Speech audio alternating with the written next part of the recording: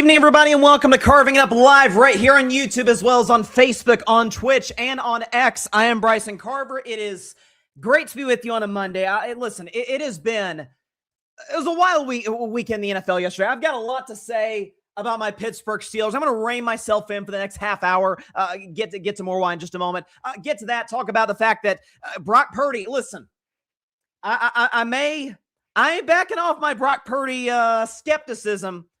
I gotta say, these last couple games and last time in particular showed me a lot of what I've wanted to see from him for quite some time. Talk about that. Also get into Drake May and the Patriots getting on a roll. Seattle Seahawks won 13 games. Something in the case of Sam Darnold. Guys that have won 13 consecutive games back-to-back years, very seldom has been done in NFL history. There's something wrong with the Eagles offense.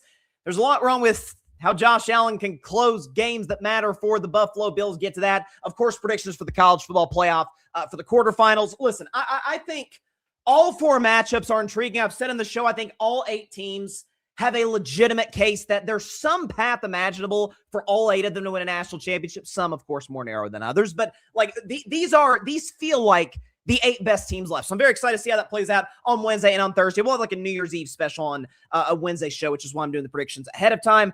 And of course, predictions for Rams versus Falcons tonight.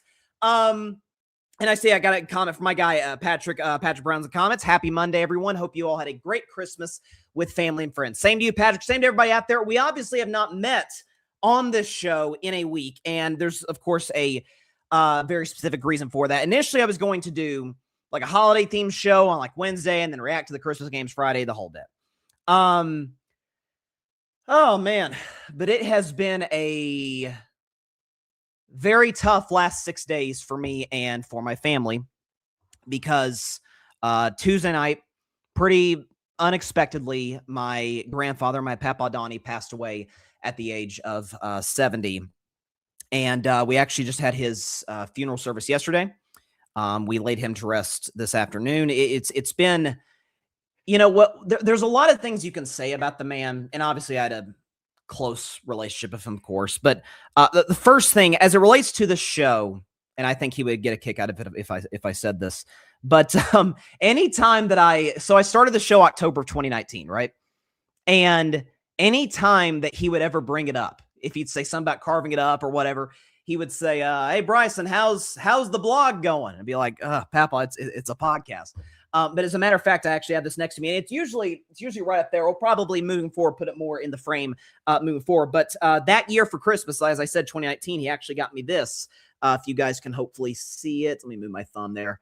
He got this little trophy made, Excellence in Podcasting, carving it up. It's got my name and Christmas Eve of 2019. So that's something that's always been extremely special to me. And again, it's, as it relates to sports, this was a guy who loved college football, loved his Tennessee Volunteers, had, 24/7 accounts, was all in recruiting, transfer portal, following the latest on everything Tennessee football, was somebody who was just the classic fan. And let's be honest, we're all like this, kind of going with the waves. If the team's rolling, we're on top of the world. We're going to win the national championship. If the team's in the gutter, we may never win a football game as long as we're on this earth. But loved his Tennessee Vols, went to a number of games. Enjoyed talking about him after some big close wins or close losses to Florida or Alabama, whatever the case may be, talking with him on the phone or in person after some of those games. And, it's funny. I do want to give a shout out to my uncle, Matt, if you're watching this. I've told you this in person, but I will say it live here on the airwaves. I cannot emphasize how incredible of a job that you did yesterday, eulogizing your dad. I know he would have been over the moon proud of you for it. And it's the reason I say that is A, to give Matt a shout out, but also to say Matt had a great line. He said him and one of my cousins thought about getting 6 other Tennessee players to be the pallbearers at the funeral so that they could let him down one last time, which I thought was an apt joke. I thought was something that he would have gotten a kick out of. But from a personal standpoint, I think the thing that I'm going to, and I noticed it yesterday, I've noticed it over the last few days, being around the family in our time of grief and what have you. The number one thing that I have noticed about this whole process is the backdrop of his voice. See, if you were around my Papaw Donnie, You knew it. If you were in the same room as him, you knew you were. He was not somebody who kind of blended into the background or somebody who was kind of to himself. I'll be honest. Listen, I may come off on this show as an extrovert. I'm really not. I'm an extrovert when I'm talking about sports. I'm in front of a mic, but in my day-to-day life, that's not who I am. Total opposite when it came to Donnie Humphrey. Total opposite. Was a big personality, was somebody who made every single person that he interacted with like him, or made every single person he interacted with friendly with him in some way, shape, or form. I mean, yesterday at the funeral, rough estimate, the funeral home estimated it was around over 1,000 people who came the 3 hours of visitation prior to the service last night, which was incredible, but also not shocking in the slightest, because that's the kind of impact that he had on people. That's the kind of reach. He had just this charisma, this ability to see the best in people and to also get the best out of people in his interactions with them. And honestly, again, it's yesterday. I'm so used to being around my family at some of these big functions, and it's just a backdrop of the noise. You hear his voice. That's just, again, he had a very distinct, voice. Like you knew when he was in the room. And it's like I kept subconsciously waiting for that to happen, and of course, it did not. And so that's been tough. It's been tough for aunts, uncles, my mother, his siblings. But I'll tell you one thing that he would want me to say on this show, and I have no questions about it whatsoever, is that if he could talk to us right now, he would say, I get the tears. One thing about him, man, and I think the greatest gift that this man had, he obviously, the ability to communicate his message. He was a preacher for almost his entire life. The gift that he had, and my dad mentioned this, I think the night that he passed, I'm like, gosh, you're so right, is the ability to, in times of grief, know exactly what to say. Because I'll be honest, like, anytime I'm talking to somebody who's lost someone, a friend, a family member, whoever, it's like, I'm so sorry you lost this person. And then you kind of don't know where to go from there, because it sucks. It's awful. You feel bad for that person. He always knew exactly what to say. He knew whether it was time to lend a comforting word or two to such an individual, whether it was a time for prayer, whether it was time to throw in a funny story about said human being, because again, he knew everybody. He did. I mean, I'll never forget, like, when my Papaw George passed away. As a matter of fact, we actually have a picture that I'll show on the show here. This was from 2015. This is back when I was a youngster playing Little League Baseball.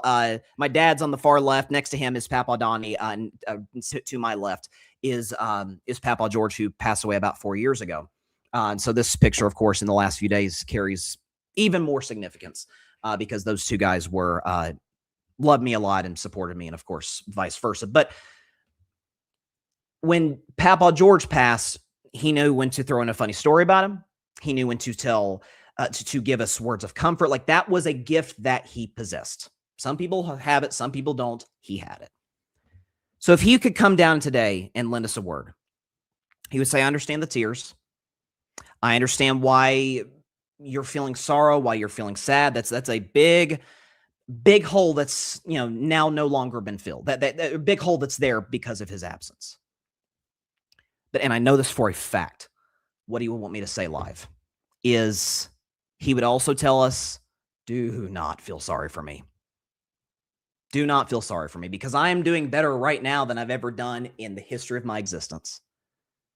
And that's thanks to, and only thanks to, the blood of our Lord Jesus Christ. It is that, I'm a sinner, you're a sinner, Donnie Humphrey was a sinner. Everybody in the history of human civilization has been a sinner. But thanks to God sending his son, Jesus Christ, to die for our sins, to atone for the sins of all of creation. The only reason, for that is because he was the only perfect individual who ever walked this earth. Therefore, he can cover the sins of everybody. And it sounds, we as Christians, and even those of you that are non-believers or in other faiths, it sounds like a too good to be true type of sales pitch that you hear from those of us that are believers. Like, oh, you just got to believe. It's pretty explicit in the Bible. Matter of fact, Romans 10:9 says it all. I pulled up on my phone here, Romans 10:9. If you confess with your mouth that Jesus is Lord and believe in your heart that God raised him from the dead, you will be saved. That simple. That's what he would want me to tell you. And that's what he did his entire ministry, is lead people to Jesus. You think about the number of people that were there at the memorial service yesterday. What I want to know is the people up there who went up to him and said, hey, I came to have a personal relationship with the God of the universe because you helped lead me there. And so it's been tough. I don't want to be too long-winded. Of course, we got a long show today, but to everybody that has reached out to me, you know who you are. It's too many to count. Friends, colleagues, the whole bit. Thank you so much. Your prayers and your thoughts and condolences are greatly appreciated. Please continue to keep my family in your prayers. It's still, yesterday, I got to be honest, was kind of the first day where it really, really hit. It was tough, but again, he would tell us, he'd tell me, he'd tell you, he'd tell anybody that he knew, doing much better now than he was on Tuesday night. So, and that's the greatest comfort and joy that I can feel personally, and then we'll get to comments and then move on, is that moments before he passed, he was reading his iPad. He was reading the Bible. Matter of fact, I think he was in the book of Matthew. He was reading specifically about Jesus. In an instant, his decades-long journey of faith became sight, became tangible, became in front of his eyes real. And that is something that I take true joy in. So rest in peace, Papaw Donnie. Can't wait to, hopefully there's some sport in heaven someday, because I know we'll talk about it. Gonna miss you. That's for sure. We're all gonna miss him. And yeah, it like I said, it's been tough, but thanks to everybody who's reached out. I can see we got some comments in here. I really appreciate it. Sal, who I had on the show last week on Collab with the New York, he said the blog. Yeah, he always did. He called it the blog. He said, Bryson, how's the blog doing? It's like, it's a podcast, but we always got a laugh out of that. Matt is in the comments, the blog. Yeah, there you go. And he says, I'm watching. That means the world to me. I'm proud of you, Bryce. I'm proud of you too, Matt. I'm telling you, that was, I'm not gonna lie, Matt. I was a mess after you were done. That was really beautiful what you said, and it really was. Chloe's in the comments. Super awesome uncle in the chat, no question about it. In case y'all were wondering where Bryson got his booming podcasting voice, it was from Papaw. Papaw's voice wasn't annoying though.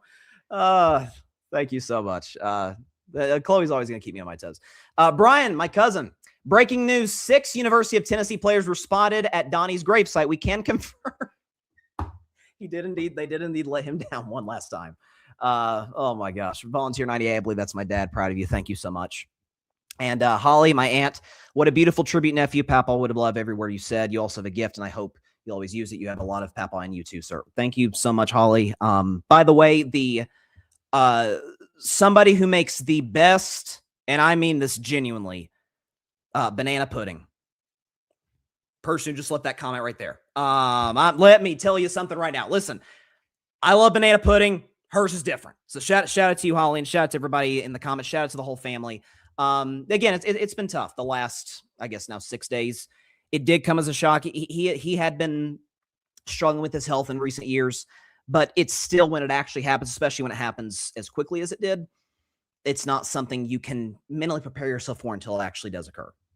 So with that, I know the number one thing he would want me to tell you is what I did at the end of my tribute, I guess. The second thing he would want me to do is to do what he and I did many, many times, and he did throughout his life, and that is ramble and yell and scream about sports, particularly about football. So I'll save Steelers stuff for about 10 minutes from now, because I don't want to go from this tribute to me yelling at my team. Let's go to the game last night. So the San Francisco 49ers knocked off the Chicago Bears 42-38. I swear it feels like every week in the NFL we get, hey, that was the game of the year. Heck, I feel like we got that twice last week with Bears and Packers and Seahawks and Rams. We got another candidate. A game of which you have never seen before, where it was tied 7-7, 14-14, 21-21, 28-28, 35-35. I'll get to the Bears. Let's talk about San Francisco, because this has been a team, and in particular, let's be honest, this has been a quarterback that I have had my skepticism about. I've always said, I think Brock Purdy, when people be like, he's just kind of an extension of Garoppolo, I've said from day one that he made his first start in the NFL back in 2022 as Mr. Relevant. I said, I've seen enough. That guy's better than Garoppolo. Better arms. Shanahan trusts him to throw the ball outside of the numbers. Moves well. Like, he's better than Jimmy. Jimmy had a noodle arm. Jimmy was not a good decision maker. Jimmy couldn't move. Jimmy was injury prone. Like, he was a system quarterback if there ever was one. Purdy, I've never said was a system quarterback. The question is, when the fit hits the shan, stuff isn't going your way, when an offensive lineman is out, when the all-stars, so to speak, that I've talked about have been out, the Trent Williams of the world, the George Kittles of the world, Christian McCaffrey, Brandon Ayuk, but Brandon Ayuk's not going to be a Niner beyond this year, Deebo Samuel, who is no longer a Niner, he's with the Washington Commanders now. When all of those guys were out, not quite the same quarterback. In particular, a stat that I have given many times, graphics I've shown this show many times, when you are trailing in the second half, Brock Purdy has a passer rating somewhere around 65-70. He's not a good quarterback in those situations. Well, last night, George Kittle is not there. Christian McCaffrey was there, and Christian McCaffrey has been the constant for that Niners offense. That guy should get top 5 MVP votes as far as I'm concerned. But when they needed Brock Purdy to show up, he absolutely did. We can show you his numbers in that game against Chicago. He's nothing short of sensational. Not 1, not 2, not 3, not 4, but 5. Total touchdowns against Chicago, 0 pick. That's a 0 picks. I believe he had, the pick 6 called back, early in the game. 331 total yards for sturdy Brock Purdy, 72.7 completion percentage, 118.6 passer rating, and he had a QBR 0 to 100 of 85. That should say 1 pick against the Bears. I apologize. That threw the pick 6 early on and was able to rebound the way they did after having 5 touchdowns last week. My big knock on the San Francisco team the last few years. Man, I love the roster. Oh my gosh, I love the coach and Kyle Shanahan. Christian McCaffrey is one of the great talents catching the football and running the football that we've seen in a quarter century. But the quarterback's going to be what downs them in the postseason. And by and large, that's been the case. Whether it's been with Jimmy Garoppolo, it was mostly with Purdy's injury back in 2022, 23. Purdy wasn't bad in the Super Bowl. He just wasn't special in the Super Bowl. And last year, injuries, doomed their season, and Purdy wasn't very good at the end of 2024. This year, it's been the opposite. Purdy's been out, but since he's come back, we can show you Purdy's numbers since returning from injury. He's been great. 16 pass touchdowns, 5 picks, 242 yards a game, 72.7 completion. The Niners scoring 35 points a game, 111 passer rating, and a 77.4 QBR. They are also 6-0 in that stretch. They've not lost, and they control their fate, not just for the 1 seed, but they control their fate to not leave Northern California the whole playoffs. Week 18 is a home game against Seattle. That's on Saturday. That'll decide the division and the 1 seed. In theory, if you get the 1 seed, divisional round and NFC Championship game would be at Levi's Stadium. Super Bowl's at Levi's Stadium this season. So you could go from Christmas to President's Day without leaving, your area code if you're the San Francisco 49ers, which could be huge for the squad. And there's certain moments with athletes that we see, like where there is some skepticism. It's like, okay, that changed my mind. I've seen enough. I had one similar to that in the fourth quarter last night. And I know Chris Collinsworth has been, ripped on social media. Oh my God, he always brings up Mahomes. He brings up Patrick Mahomes. That play looked like Mahomes. Play action, rolling to his left, spinning out of the sack, and then kind of a little sidearm dish to Kyle Juszczyk in the end zone for the touchdown. It's like, holy smokes, like that is where you see it. Those are the plays I've been waiting to see Purdy make, where it's not necessarily going, well, Purdy can move. Purdy can make plays outside the pocket. It's never been a weakness of his. But I'm talking about in a shootout when Caleb Williams has it rolling, when Ben Johnson's pulling out all the tricks in the play with the Bears. The Bears are running the football as well as they have all season long as one of the best rush offenses in the National Football League, if not the best. The defense cannot get off the field. We need you to be special. And you were. You were nothing short of sensational. You were making plays outside the pocket. You were delivering the football to Juwan Jennings, ball for life. Shout out to Juwan Jennings for the go-ahead touchdown. Ends up being the game-winning touchdown. That's what I've been waiting to see from Brock Purdy. Show that. To where now, if I every year on the show, I do playoff strengths and weaknesses, or I think I actually do playoff weaknesses. What's the number one reason that each of the 14 playoff teams are going to have their season coming in before they hold the Lombardi Trophy. For years with San Francisco, I just don't trust the quarterback. Love the coach, love the defense, love McCaffrey. Don't trust the quarterback. This year, I don't really trust the pass rush.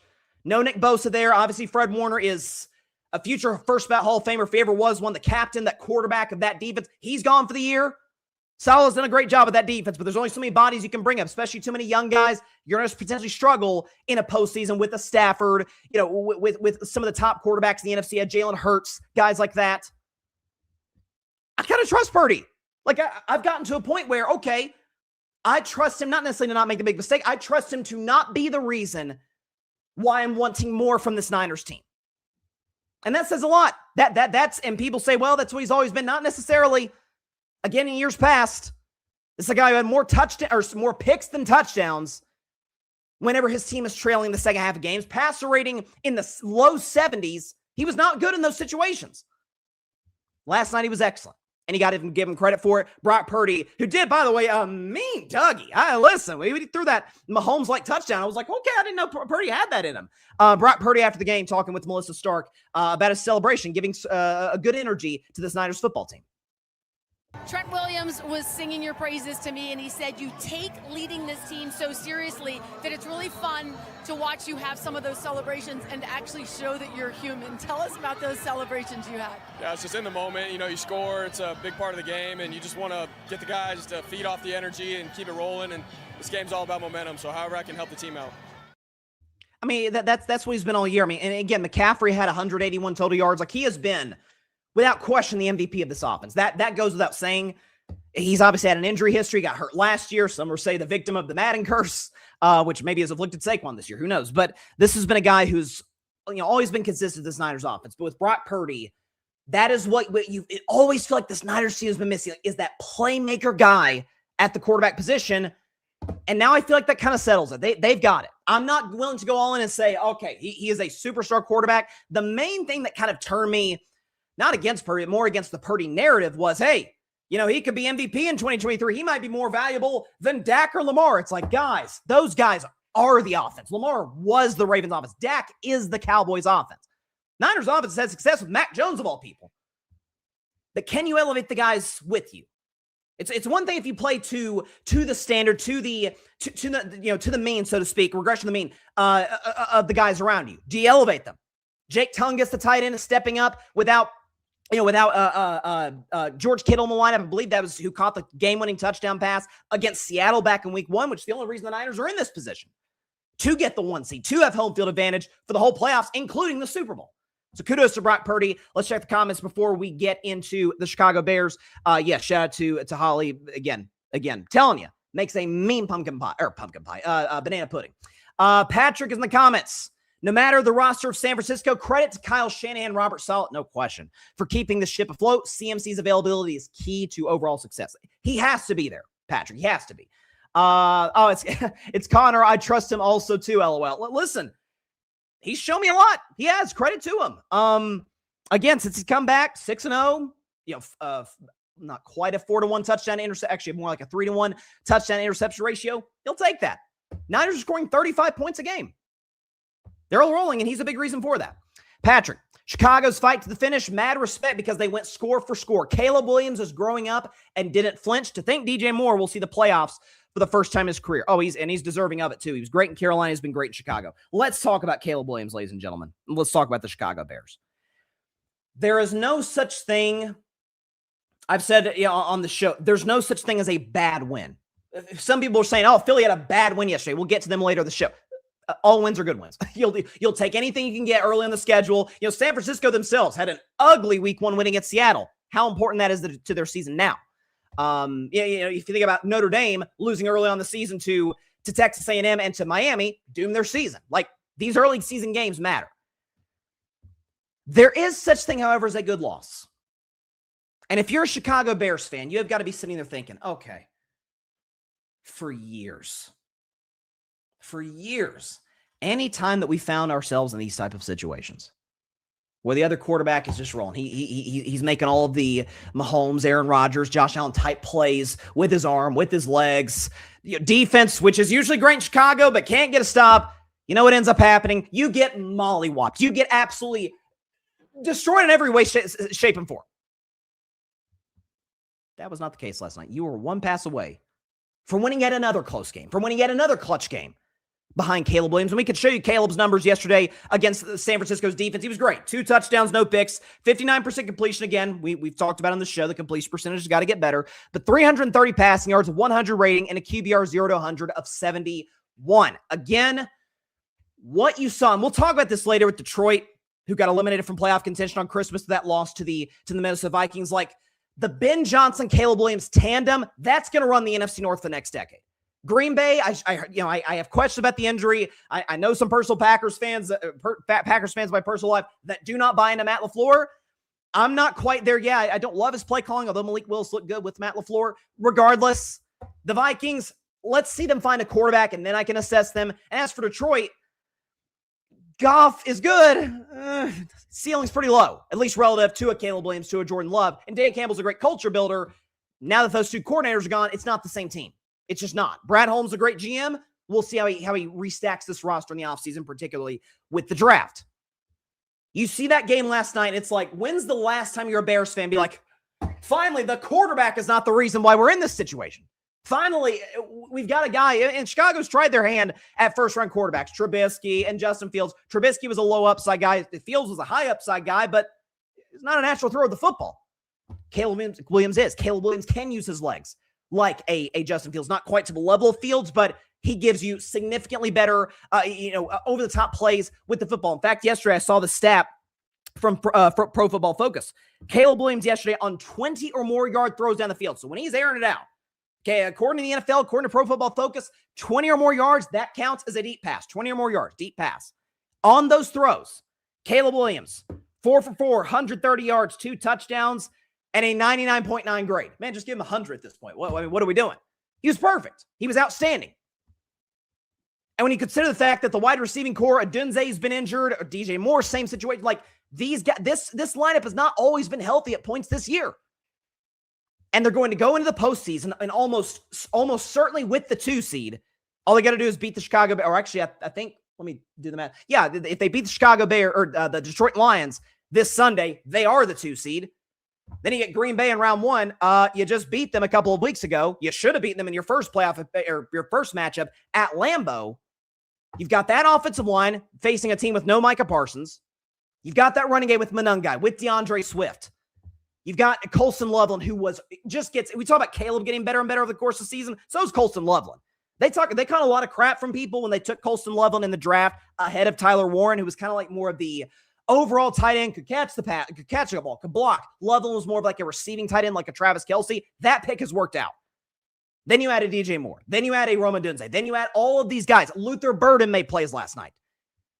And you combine that with a Ben Johnson, who's kind of patented the hook and ladder play. Buffalo ran it yesterday on 4th down to give themselves a shot to win against Philadelphia.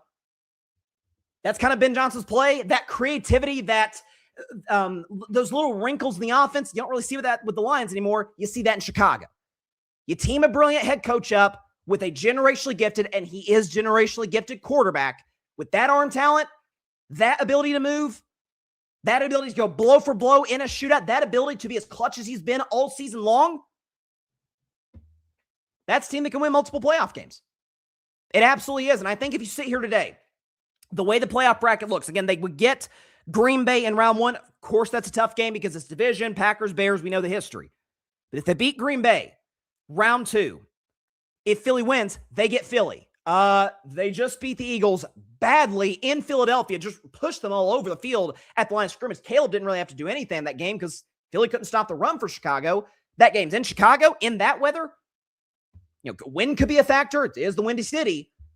I think we could very well see this team in the NFC Championship game, potentially against San Francisco or Seattle, depending on how the bracket breaks. But I'm telling you, there's no such thing as a bad win. There is such thing as a good loss. And you saw that yesterday. That was the most, as weird as it sounds to say, if you're a Bears fan and you're used to incompetent quarterback play, defense is great, but quarterback can't show up. If you're used to that, yesterday had to have given you a good sign, a good feeling for future things to come. So I think there's no question about that. I think the Bears have to feel good about where they're at. Patrick Brown, Ben Johnson would be my vote for Coach of the Year. I was skeptical about the hire considering going to Chicago and trying to instill a winning culture. The front office got it right for once. Ryan Pace deserves a lot of credit. He does. For putting this together. From speaking to Bears fans, this is from Patrick. From speaking to Bears fans, they're as happy as they can be with this season. As a Midwest kid, good vibes are back in this region. There are certain organizations where if they're good, it's good for the league. When Texas is good in college football, it's good for college football.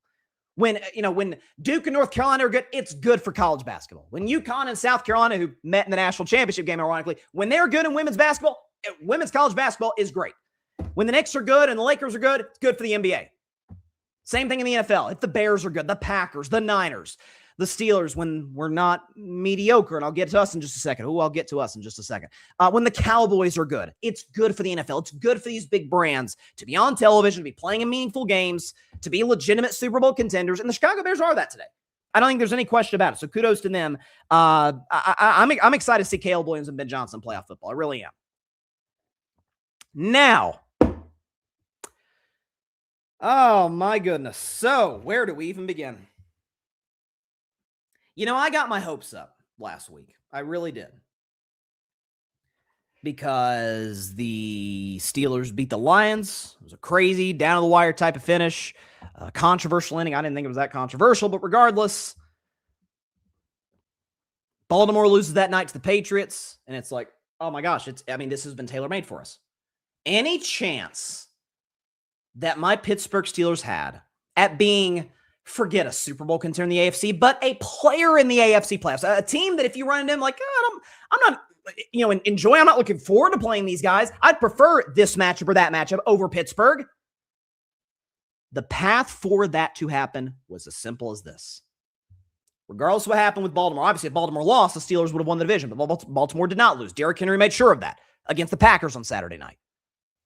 All you got to do, beat the Cleveland Browns, and you get a week off.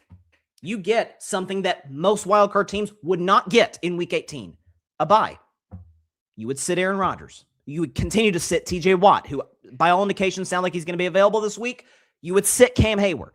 DK Metcalf's already out.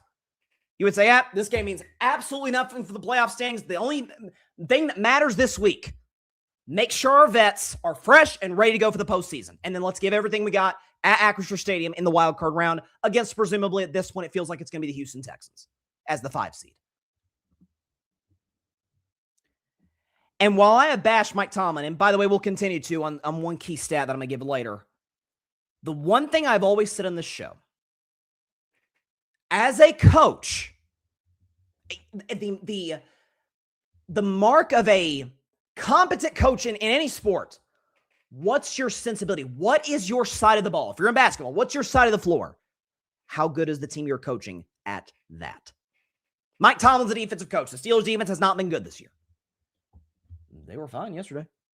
They held Cleveland to 13 points. Shedeur Sanders had multiple turnovers, a couple of ugly ones. So some of those picks, Steelers' defense did their job. Steelers' defense set up the offense in short fields.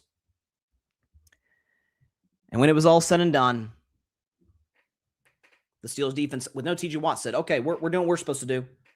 And they kind of turn and they say, Aaron Rodgers, hey, buddy, this is what we brought you here to do, is to win games like this. And Aaron Rodgers did this yesterday against the Cleveland Browns. He had no touchdown passes. He had no interceptions. He completed 53.9% of his throws. He had 168 passing yards, passer rating of 64, and a QBR from 0 to 100 of 19. And the conversation around Aaron, around the Steelers, but particularly with Aaron. And Myles Garrett all but said it after the game. Myles Garrett, as we know, is going for the sack record, is saying, okay, wait a second.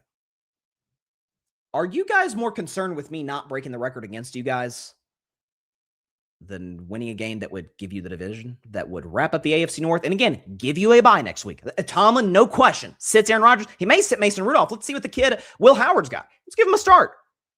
Let's see what this kid, who maybe could be the future of a franchise, has. But no. Because when everybody turned to the leader, when everybody turned to the guy who said that he came to Pittsburgh to have one last shot to compete for a championship, before he went into retirement. Now, I said from the jump on this show, well, he's out of his mind delusional if he thinks that's the case. But of course, we knew the reason he went to Pittsburgh. It's pretty simple. They're the only team that wanted him. The Raiders didn't want him. The Giants didn't want him. The Minnesota Vikings said, yeah, we'll go with J.J. McCarthy, who mixed bag at best this rookie season for J.J. McCarthy, then Aaron Rodgers. The Steelers were the only team that wanted him, that actively sought to sign him in the offseason. The dang Jets said, yeah, we're good. We can do better than you. Now, have they? No, it's the Jets. But one of the worst organizations of football said, you're a little too much for us, Aaron. Let's hit the road, Jack. In the moments where you needed him the most, in the fourth quarter, in the red zone, finally when Pittsburgh puts together a legit drive, down 7 in the fourth quarter, in the moon of the football, Pat Freiermuth makes the big plays. You get the ball down inside the red zone. Get the ball to the 10-yard line. Get to a 2nd and goal. And the targets go Marquez Valdes-Scantling. Marquez Valdes-Scantling. And on 4th and goal, Marquez Valdes-Scantling. I get with DK Metcalf gone, there goes your number 1 receiver. I understand that, especially Darnell Washington unfortunately broke his arm. He's gone. But you've got Freiermuth. You've got some of the old guys that you recruited here in Adam Thielen, Kenneth Gainwell, who you've all but raved about, who was wide the you-know-what open on 4th down, but you had locked into Valdes-Scantling.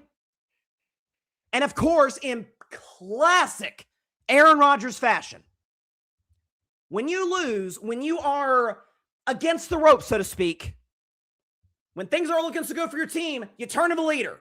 How can he instill confidence in this group?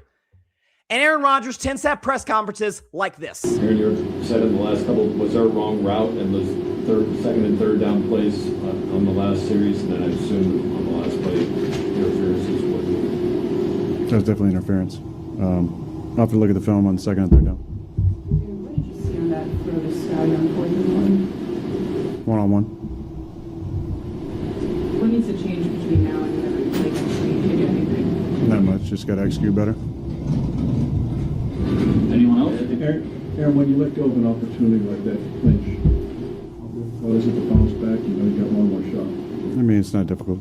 That's our job, playing all 17. Yeah, you got to play all 17. We just got to execute. Typical Aaron Rodgers.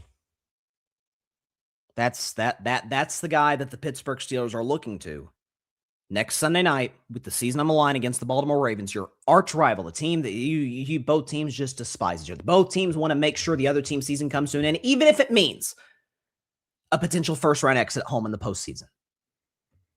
That's going to be the guy you're leaning on. That's going to be the guy you are looking to get you a W. Hand to God, I have no idea who I'm picking on Sunday. No idea. Because on one hand, I want to beat the Ravens. I don't want to lose to my rival. Now, I know that you get the doors blown off you by Houston in round 1 because of that defense, because of how C.J. Stroud has looked in the postseason in years past. But guess what?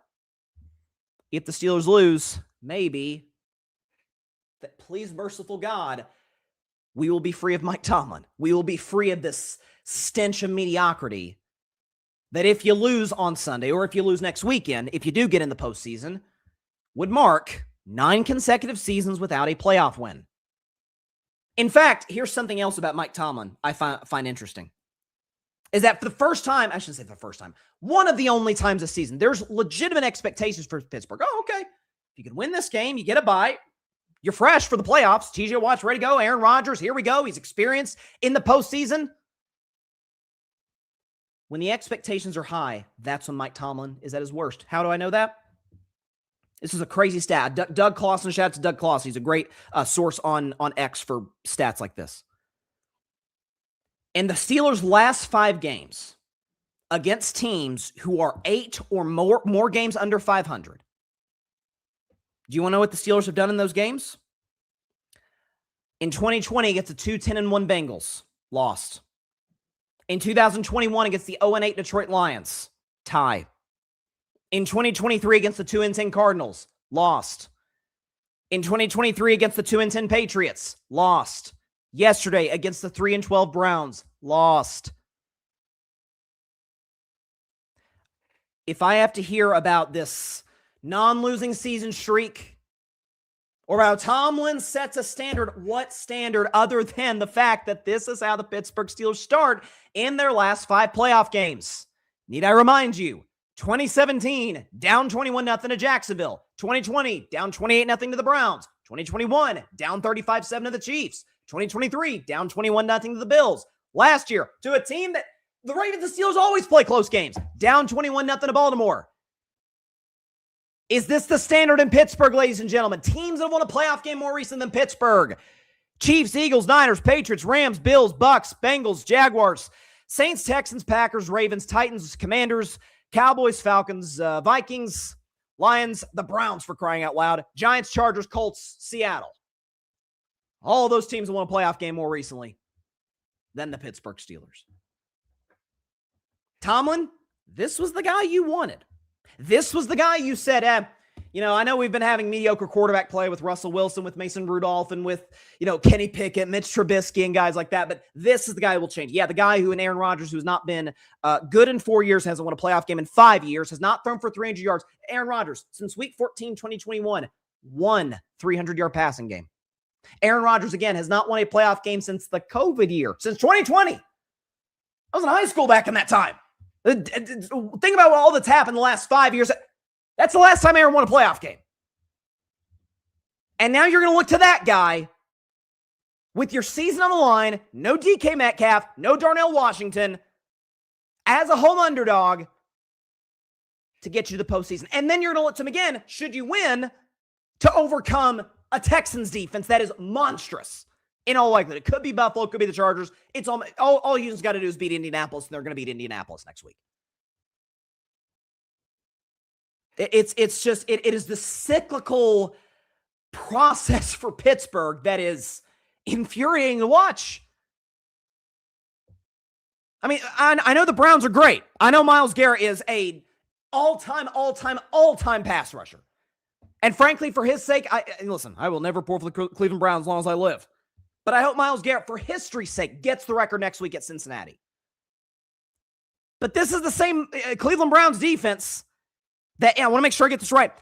In their last 4 games, gave up the following: 26, 31, 31, 23. Their passing stats are off the charts. I think they're like first or second against the pass in the whole NFL. A lot of that is Myles Garrett. And you managed 2 field goals with your season on the line. With any realistic chance you had it going on a legit playoff run, you put up 2 field goals. Aaron Rodgers was an utter no-show. And of course, as always, you done messed up, Aaron! And as always,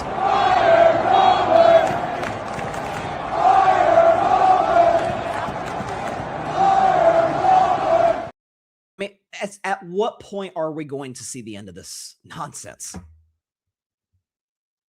I mean, just look no further than last night.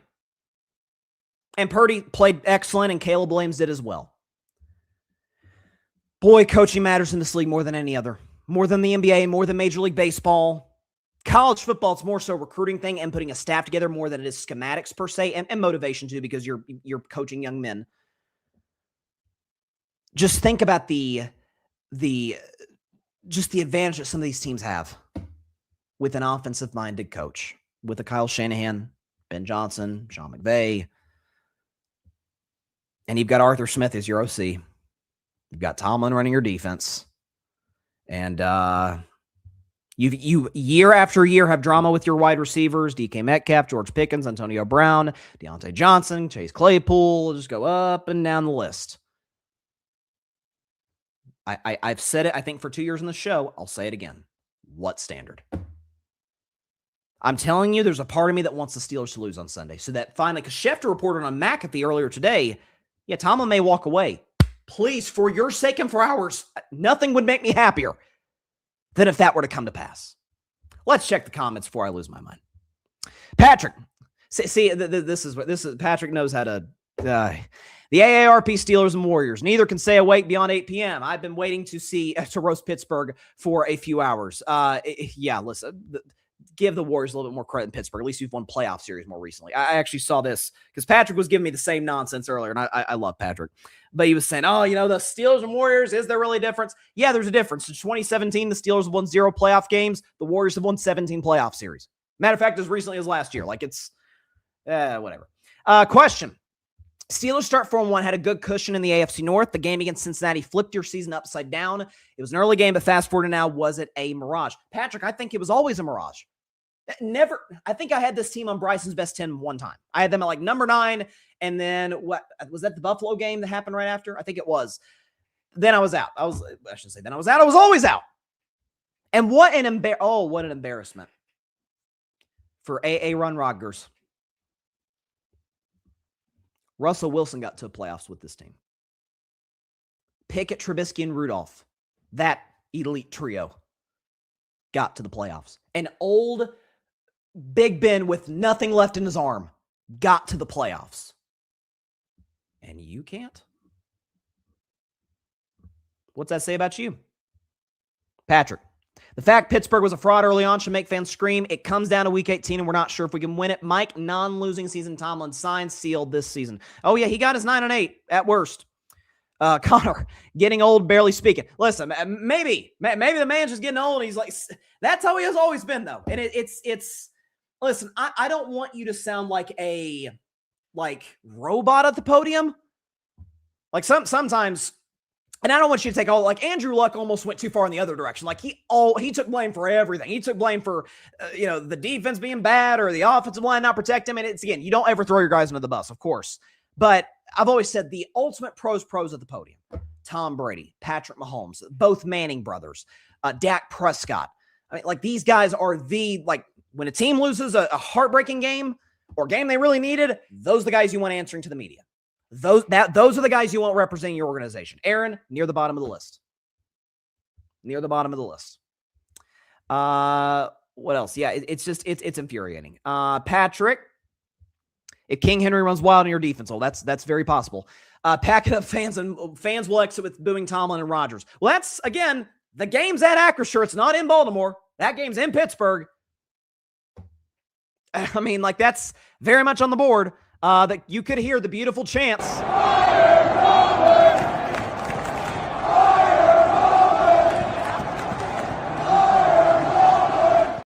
Here's hoping. Listen, maybe hilarious. Shout out to my cousin Connor. Yeah, it's you know what it is? It's hilarious, Connor.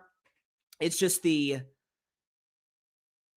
it's how predictable it was from the beginning. And it's like, okay, yeah, here we are. Just by virtue of being in the second worst division of football, the only one that's worse than us is the NFC South, with Tampa Bay and Carolina going at it on Saturday for the division.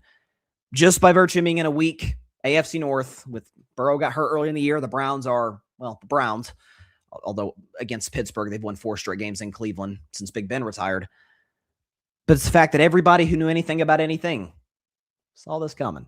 Saw that Aaron would have his moments. Aaron is one of the 10 greatest quarterbacks in the history of the game. No one can take that away from him. No question about it. But 2021 was his last great year. He wasn't good in 22, got hurt in 23, wasn't good last year. It isn't that good this year. I don't know anybody who had these high expectations for the Steelers. I don't know what you expected. This last comment, then we'll go to break. Patrick, you could sign Malik Willis or good old... if we go from Aaron Rodgers to Mac Jones, I'm going to crash out so hard on this show. Next offseason to bridge an offense, you should hire Joe Brady. Oh, listen, I would love to hire Joe Brady as our new head coach. You see the creativity. You see the innovative nature of how he calls plays in Buffalo. You see how Josh Allen went from great to, holy crap, MVP of the league last year. Oh, my gosh. It's hopefully we just got one more game of this. Hopefully. Before we get a break, though, I do want to say this. Some of you might see that I've got a Carving It Up hoodie on. Carving Up hoodie. We've also got We've got other merch on the website, but you can check out this QR code. Scan the QR code right there on your screen. If you want to screenshot it, do whatever you got to do. If you're watching your TV, if you're watching your smart device, again, screenshot. You can check it out later on. But we got hoodies, hats, T-shirts, coffee mugs, the whole bit. I think there might have actually been a teddy bear wearing a Carving It Up hoodie, which was kind of adorable. So, yeah, check out Carving It Up merch, scan the QR code right there. We will continue to advertise that. Definitely rep the brand. We really, really appreciate it on the show. When we come back, what a dandy Eagles versus Bills was yesterday. I've got a lot to say on both sides of this equation. Talk about that, and I'll try and cool off from the infuriating nature of my Steelers just being the same old mediocre Steelers. Come back in just 1 minute on Carving Up Live. Don't go anywhere. We'll be right back.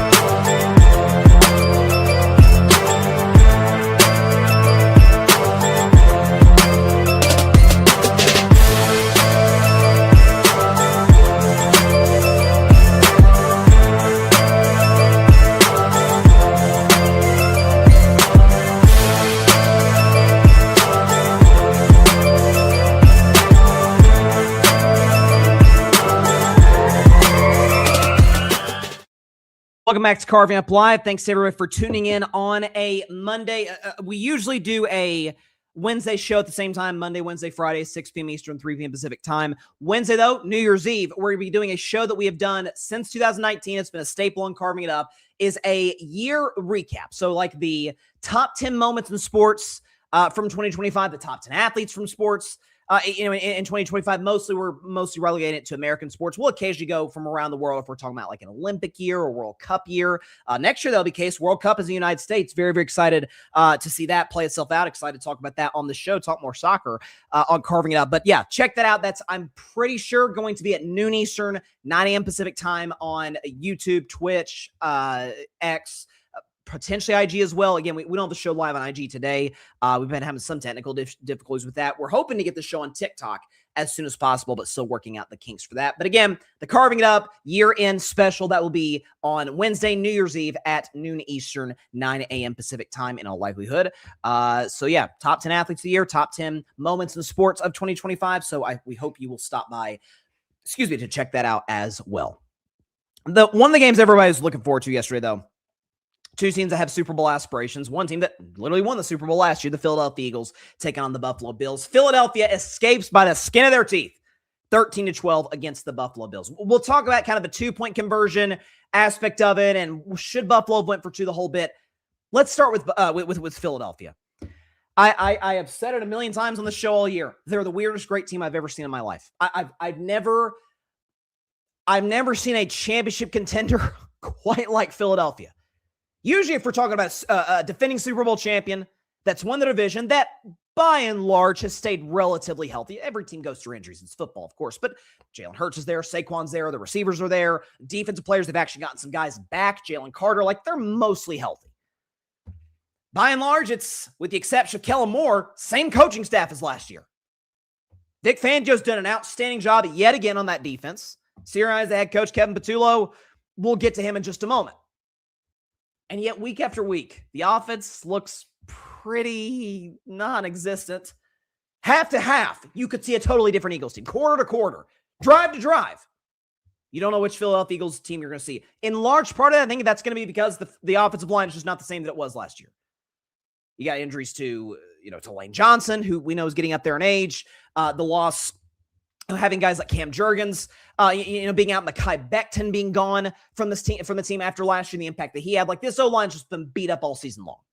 That's why Saquon Barkley is, Saquon's a top 10 in the NFL in rushing yards this year. Last year, almost broke Eric Dickerson's rushing record. So, the offensive line's everything for this Eagles team. That's where their identity lies on the offensive side of the football. And it was, again, with Jalen Hurts. I thought he was outstanding in the first half. Outstanding. I thought he was accurate. I thought he was great in deep shots. I thought he moved well. Again, look at the highlights, look at the tape. I thought he felt comfortable. We know the Buffalo Bills don't have a very good passing defense, to say the very least. I thought Jalen, felt comfortable, exposed some of those holes in Buffalo, put together some good drives. And then second half, it's like, what are we doing here? Jalen Hurts 0 for 7 in the second half, if the numbers serve me correctly. I think the Eagles had a net negative passing yards, which this is a wild stat, folks. The Eagles 3 times this year. This is an insane stat. 3 times this year, Philadelphia has had negative passing yards and a half. That leads the NFL. Other teams are close that have 1 or 2. The Jets, the Vikings who have gone through quarterbacks. I mean, we're talking about some of the drubs, some of the worst teams in professional football in the same category as Philadelphia. I gave out a stat a couple of months ago where it was like highest 3 and out percentage. So 1, 2, 3, 4 punt. Philadelphia was leading the league at one point in that particular statistical category. It's a bland vanilla offense. There's no creativity. Again, you watched Buffalo yesterday, and Buffalo did not look good offensively until the fourth quarter. But you watched Buffalo yesterday with some of these hook and ladder plays, some of the creativity with Josh Allen. You really saw last night Ben Johnson, Kyle Shanahan on their A game. And then you see Philadelphia, and it's defense coordinators know exactly what's coming. They can tell by the formation, whether it's a give to Saquon Barkley. They can tell by the formation. Hey, A.J. Brown's is going to try and hit us with the long ball. That's Kevin Patullo is going to be the scapegoat for this offense should this team fall short of going back-to-back. There's no question about it. And again, I continuously, this is one of the reasons they're the weirdest great team I've ever seen. I continuously go back to Nick Sirianni. You don't call plays on defense. You're not a defensive coach. That's not totally fair. You don't call plays on offense. The only time that you did, first half of your first season, 2021, the Eagles started 3-6. Handed the reins to Shane Steichen. Went on a roll, made the playoffs. The next year, you made the Super Bowl, and Jalen almost won league MVP.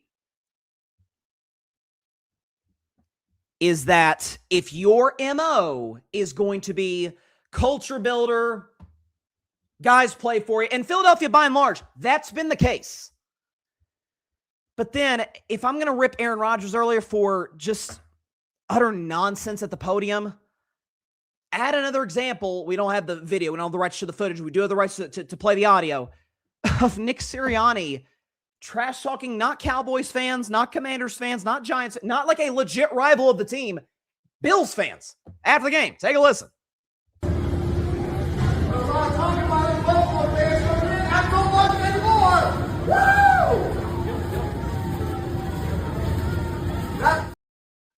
I mean, what are we doing? Like it's kind of like the same example. Remember the Super Bowl, the first Super Bowl against Kansas City?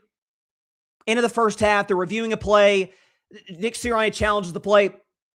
Throws either he challenged the player or was inside of 2 minutes. The replay booth, looked at the play. And he's looking at the Jumbotron. He's like, hey, we're going to win this challenge. He's like, sticks out a first down. Like, let's go. And Jalen Hurts grabs his arm and yanks it down. Like, listen, maturity does not know age. I've said that many times. It's like, oh, they're young and immature. It's like, no, they're young. Or sorry, I shouldn't say they're young. No, they're just immature. There are 85-year-olds who are immature. There are 15-year-olds that well exceed their age when it comes to how they conduct their business, how they go about their day-to-day life. Just mature. Go about things the right way. Nick Sirianni, to his credit, he's been successful in Philly. You can't knock his record. You can't knock the fact that he's gone to 2 Super Bowls and won one of them in dominant fashion last year. But when he doesn't have 2 A-plus coordinators, the Eagles have holes. He had 2 A-plus coordinators in 2020. I shouldn't say he had 2 last year. He had a C- and an A-plus coordinator last year. But 2022, Shane Steichen running the offense and Jonathan Gannon running the defense. Both ended up being head coaches after that Super Bowl run. Then you look at 2023, you're going through offense coaches. Johnson running the offense. They had Patricia briefly in the defense. It was a disaster. Last year, you're bringing Vic Fangio. How's that? That's been a home run for Philadelphia. He's been arguably the best defensive coordinator in the league. Kellen Moore was fine, ends up being a head coach. Now you bring in Patullo, in-house hire. Very similar. We're going to talk about the Lions in a few minutes. Very similar to what Detroit's going through right now. Like when you hire in-house, unless you are just really high on boy wonder, so to speak, in terms of who you're bringing in to be your coordinators, there's going to be a serious drawback there. Nick Saban in college football is the only guy that got away with it for years. The brain drain in Alabama was just off the charts. But if you look at Philadelphia, say, that defense is still outstanding. Jalen Hurts has a clutch playmaking ability that cannot be denied. And if Saquon breaks one run, There's 7 on the board for Philadelphia. He's a home run hitter at that position that most teams don't have. So if I'm telling you, if I'm Philadelphia, NFC East is wrapped up. Next week, if you're the Philadelphia Eagles, next week they play the Giants, or it's not the Giants, they play at Washington at home. I'd sit everybody. Jalen Hurts, Saquon Barkley, A.J. Brown, I'd sit everybody. Give them a week off, give them a chance to get a breather, then go into the postseason. You've got a home playoff game because people are saying, oh, you could get the 2 seed, 3 seed. Like, I guess it's the difference in going to Chicago or hosting Chicago. It's very well on the board that Chicago could lose their playoff game. Then you do get a second round home playoff game before you would presumably have to go on the road for the NFC Championship game. I mean, if the difference of the 2 and 3 is the difference in you risking the long-term health of a Jalen Hurts, of your receivers, Saquon, the offensive line, which is already beat up to begin with, so be it. For the Buffalo Bills. So, for a large stretch of that game, when you go back and watch, it's Josh doesn't have much time to throw. The receiving core, it's like, God, other than Khalil Shakir, it's the 2 tight ends who are excellent, Dawson Knox and Dalton Kincaid.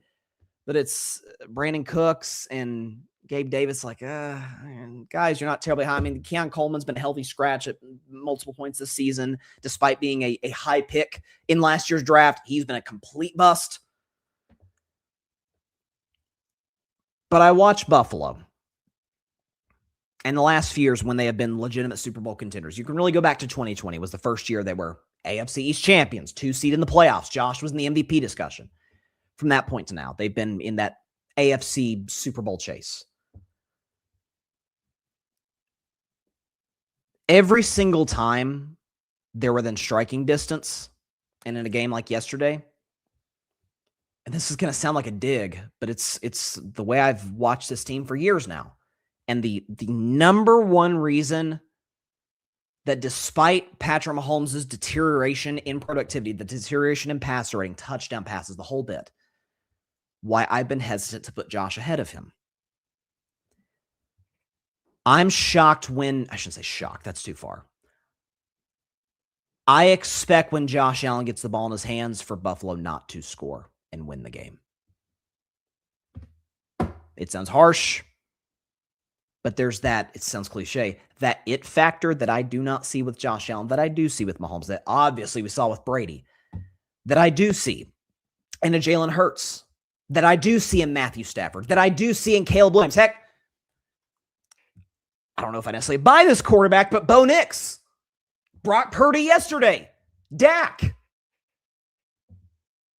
I never really saw it in Aaron Rodgers. Aaron Rodgers for years was like, wait, this guy has less game-winning drives than, for years he had less game-winning drives than Ryan Tannehill, and it was like, what the heck? Like, how is that even a possibility? How is that even a thing? I would be shocked when Aaron Rodgers would come up clutch because of his postseason history, because of the fact that he has always underachieved. Josh Allen has not underachieved in the postseason. And we can show, I've done the tail of the tape head-to-head between he and Patrick Mahomes in their 4 matchups. Mahomes has outplayed him in all 4 games. Josh has still been good. We'll show you the numbers. Like, Josh has been fine. Just look, forget Mahomes' numbers. Just look at Josh's. Against Mahomes in the postseason, against the Chiefs in the playoffs. 11 touchdowns, 1 pick, 331 total yards a game, 65% completion, 101 rating, 70 QBR. It's not as good as Patrick in those matchups, but it's still excellent. It's not that Josh isn't great, but I swear I feel like I'm the only guy that ever brings this up. Everyone talks about the deficiencies of this Bills team, and they've got them. I don't trust that defense. Philadelphia doing nothing in the second half yesterday, I feel like had more to do with Philadelphia than it did Buffalo. I didn't feel like it was, oh my gosh, Buffalo's just shutting down. Jalen was off, receivers weren't open, play calling was bad, Saquon couldn't find a hole. It was a mix of things, none of which had anything to do with the Buffalo Bills in the second half yesterday. So for all the deficiencies for Buffalo defensively, for all the fact that their receiving core is not very good. A, you still have 2 excellent tight ends. B, you have James Cook, who's going to lead the league in rushing this year. C, you have an excellent offensive line. And D, you have the guy who I am been lectured and been told for years, Bryce, he is absolutely better than Mahomes. And Mahomes did not have a good year this year, but everybody's he's better than Mahomes. Until it's time to be. Until despite, calls not going your way with officiating or defense isn't playing well or whatever the case may be, Each of the last 2 years, ladies and gentlemen, Josh Allen's gotten the ball in his hands. Chance to go tie or win the game down 3. In 2023, you say, well, Bass missed the kick. Josh Allen, a couple plays before, or actually I think it was the play before, missed Stephon Diggs on 3rd down for what would have been a first down to keep the drive going before the missed kick. And then last year, everyone's talking about, oh, that game was rigged, all the Chiefs got all these calls and yada, yada, yada. Let's just say for the sake of argument that was the case. Down 3 at Arrowhead with the ball in your hands, a chance to slay the dragon, a chance to finally get one over Mahomes. He got 1 first down. The Chiefs, this is a crazy stat, got the ball with a chance to drain the clock. The Chiefs got more yards draining the clock at the end of that game last year than Buffalo got on their drive to try and go tie or win the game. And so yesterday, when Buffalo goes for 2, I disagree with going for it, not because it's like, oh, you don't want to win it. Because the new overtime rules guarantee you a possession, because you had all the momentum, because Philadelphia, if they got the ball first, was almost certainly going to punt, and all you had to do is get a field goal, I like Buffalo's chances in that scenario. But Josh just straight up missed Khalil Shakir. I mean, he missed him, and Josh, to his credit, he took accountability after the game in talking about it. Justin, you just take us through the last play there. It looked like you had him. Yeah, I just missed. Rolling left. Got a good and better ball. I mean, it is pretty simple. It was schemed well. Joe Brady had, schemed Khalil Shakir open. Josh Allen just missed him. And you saw him take the helm off. It's like, he knew it immediately. Of course. All of America did watching that game yesterday. You're constantly waiting on Josh in a huge spot. And I'm not going to listen. Yesterday against Philadelphia, if they win, great. They're still not going to win the division. Yesterday wrapped it up. For certain, the Patriots are the AFC East champions for the first time since 2019. But even had they won that game, even if they won next week, all the Patriots got to do is beat the Dolphins at home, and that they were going to do that, and that would wrap the division. But against the Super Bowl team, against the Super Bowl champion, I actually saw a stat. Jalen Hurts is not a perfect quarterback, to say the very least. But against the likes of Mahomes, Allen, and I think Lamar Jackson, I think that's the stat. Jalen Hurts, 7-1 in his last 8 matchups in that scenario. When it's time to make the play, by and large, Jalen makes it. That wasn't the case yesterday, but by and large, Jalen has made it. Mahomes seems like he always makes it. Matthew Stafford seems like he always makes it. Caleb Williams, Bo Nix, this year at least. You're kind of, and I'm not saying Josh Allen is this choke artist, because again, he has been great in the playoffs. It's not been a Lamar Jackson situation where it's like, God, where's Josh for the whole game? It's in those spots with the ball in your hands, chance to go tie or win the game. Nothing. You've had opportunities. Let's not act like, oh, Josh did all he could, but he had a chance to go win and he didn't. Back-to-back years. I feel like I'm the only person in podcast, print, radio, or television that has tried to emphasize that sentiment. He's had the opportunities, and he hasn't made the play the way that all the legendary quarterbacks do. So that is why. And by the way, playoffs are coming up. It's all out ahead of him. He's got an opportunity with no Patrick Mahomes, with either no Lamar Jackson, even if the Ravens get in oddly because of the injury situation, the weird injury situation, or even if Lamar's in, he's physically compromised, and we know he's not a good playoff performer. Josh Allen can find himself in a spot where to get to the Super Bowl. Drake May's excellent. Trevor Lawrence, same thing. But I'll have to go through Bo Nix, Aaron Rodgers, or a depleted Lamar, or Tyler Huntley as the 4 seed. A great Texans defense, but CJ Stroud depends on the game. And Justin Herbert, who's never won a playoff game. That's what he's got to get through to get to Super Bowl 60 in Santa Clara, California. What you going to do? Well, you're going on the road. I saw Tom Brady do it. I've ripped Aaron Rodgers, seen Aaron Rodgers do it. I saw Mahomes win 2 road games to get to a Super Bowl. What you going to do? Only time will tell. Let's check the comment section. Check the chat. Patrick, Eagles play calling is ... should be studied. Darling Nick was celebrating just like they won another title, even do the walk through in the tunnel. Not every player is enthusiastic. Yeah, it's just a weird vibe in Philadelphia. Philly has an offensive identity crisis. They're a first-half team and somehow flame out. If they have to play the LA Rams, pack it up. I'm here for it. If they do play the Rams in round one, I'm picking the Rams. I absolutely am. Because I could have easily beaten them last year with multiple turnovers in the snow, in less than ideal conditions. I've said it all year, if Jalen Carter does not make a play on Matthew Stafford at the end and coming up clutch, I think the Rams win that game. Despite Saquon going crazy. Run, pass, punt is the Eagles' offense. Play zone, and Jalen Hurts is hesitant. Remember, A.J. Brown said the quiet part out loud for weeks. Listen, Philly's got a lot of problems offensively. I will believe Jalen Hurts is the problem when I see him flame out with a good coordinator. I will. And even with Kevin Patullo, he still had moments against the Rams this year. Back in week 3. Down 19, second half, come back and win. Perfect pass rating against a Brian Flores-led Vikings defense. Like, even with that OC, Jalen Hurts has had his moments of brilliance. He's not a natural thrower. I've always said that in this show. But generally speaking, you can count on Jalen. There's a reason he's been to 2 Super Bowls and was amazing in both. The offense is yet to, this is from Patrick, the offense is yet to be explosive. If you want to see the Rams early this season, they trailed. Outside of that, name me a game Philly's offense scared opposing defenses. And it's, again, I think that's because of the lack of creativity. It's not the talent. For crying out loud, Hurts, Saquon, A.J. Brown, Devontae Smith, Dallas Goedert, like, you see the guys, you see the names on the back of jerseys,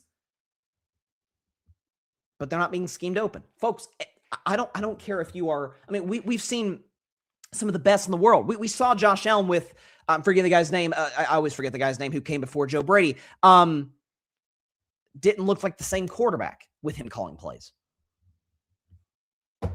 Coaching matters in this league more than any other.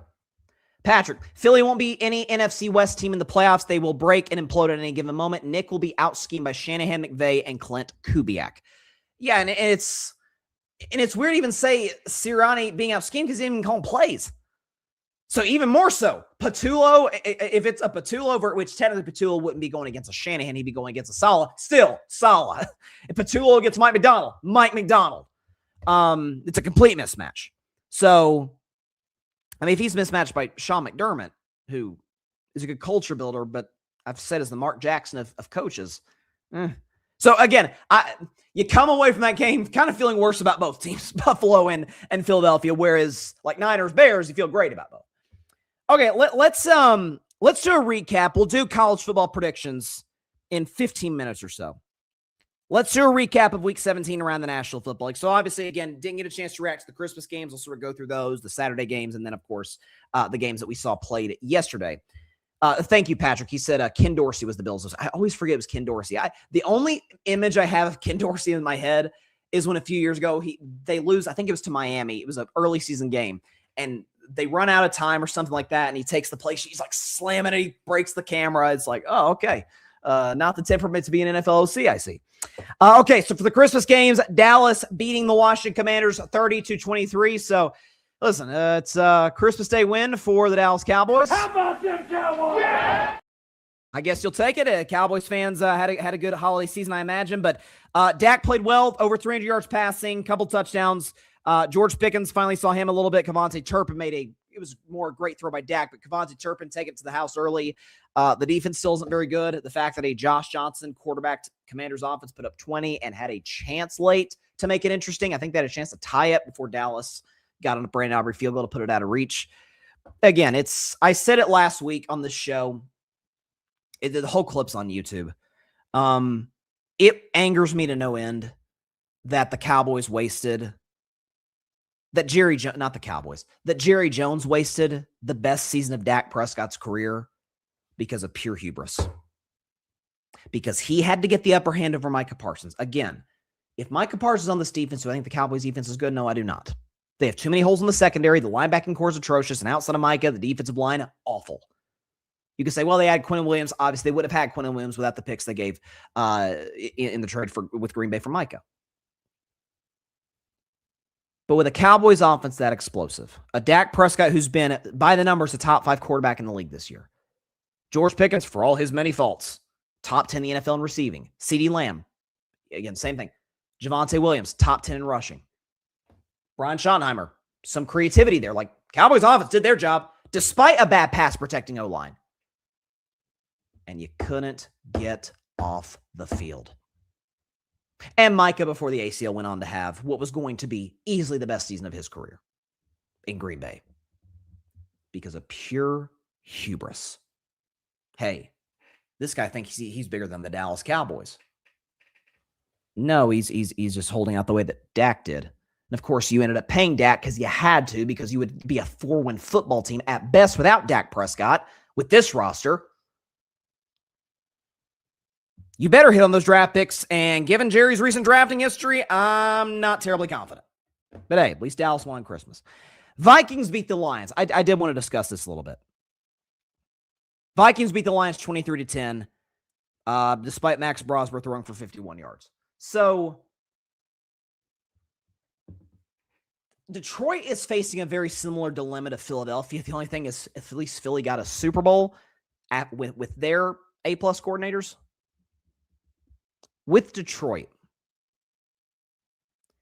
there's an element of, if you have a culture-building guy like Nick Sirianni, Sean McDermott, Mike Tomlin, who aren't terribly gifted schematically, you better hire good coordinators. And when you lose a Ben Johnson, who's an all-world coach, I've seen enough. He's an all-world coach. He's phenomenal. The hype was legit. We knew that. And even Aaron Glenn, who the Jets season has completely gone to hell, but Aaron Glenn was a really good coordinator in Detroit despite some of the defensive injuries they'd suffered the last couple of years. When you lose those guys and then you have to hire in-house, you're hiring late in the hiring cycle because of the fact that you were in the postseason, in the second round of the postseason last year, you might have missed your window. And listen, I have been as pro-Lions as anybody in the show. I've been as pro Dan Campbell as anybody on this show. Some of it falls on Jared Goff. It falls on a guy who I've said it's pretty simple. Mike Tomlin even talked about it last week. Like, get pressure up the middle on Goff when the play's over. It's either throwaway or it's a sack or a fumble. This is not a guy, he's the last of a dying breed. He's not a quarterback that can make plays out of the pocket, extend. You saw Brock Purdy doing that yesterday. Caleb Williams, same thing. Allen can do it. Hurts can do it. Mahomes can do it when healthy. Lamar Jackson can do it. Aaron can't really do it anymore, but he can occasionally move and groove here and there. Jared is kind of a statue in the pocket. I mean, he is. Even C.J. Stroud, who is compared a lot to Goff coming out of college because he's not known as like a mobile quarterback, Stroud can move a little bit. Saw it even in college at Ohio State from time to time.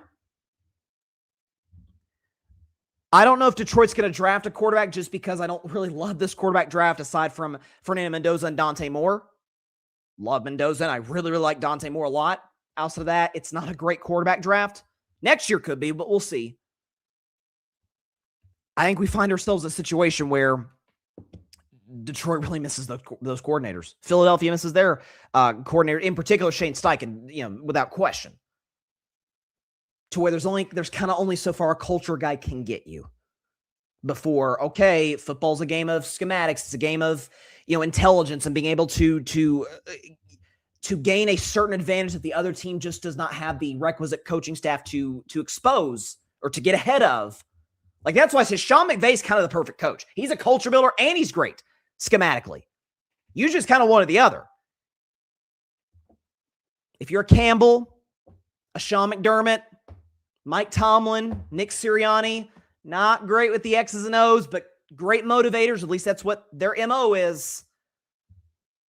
You need great OCs. You need a great defensive coordinator. Now Detroit's lost both. It's not the same team.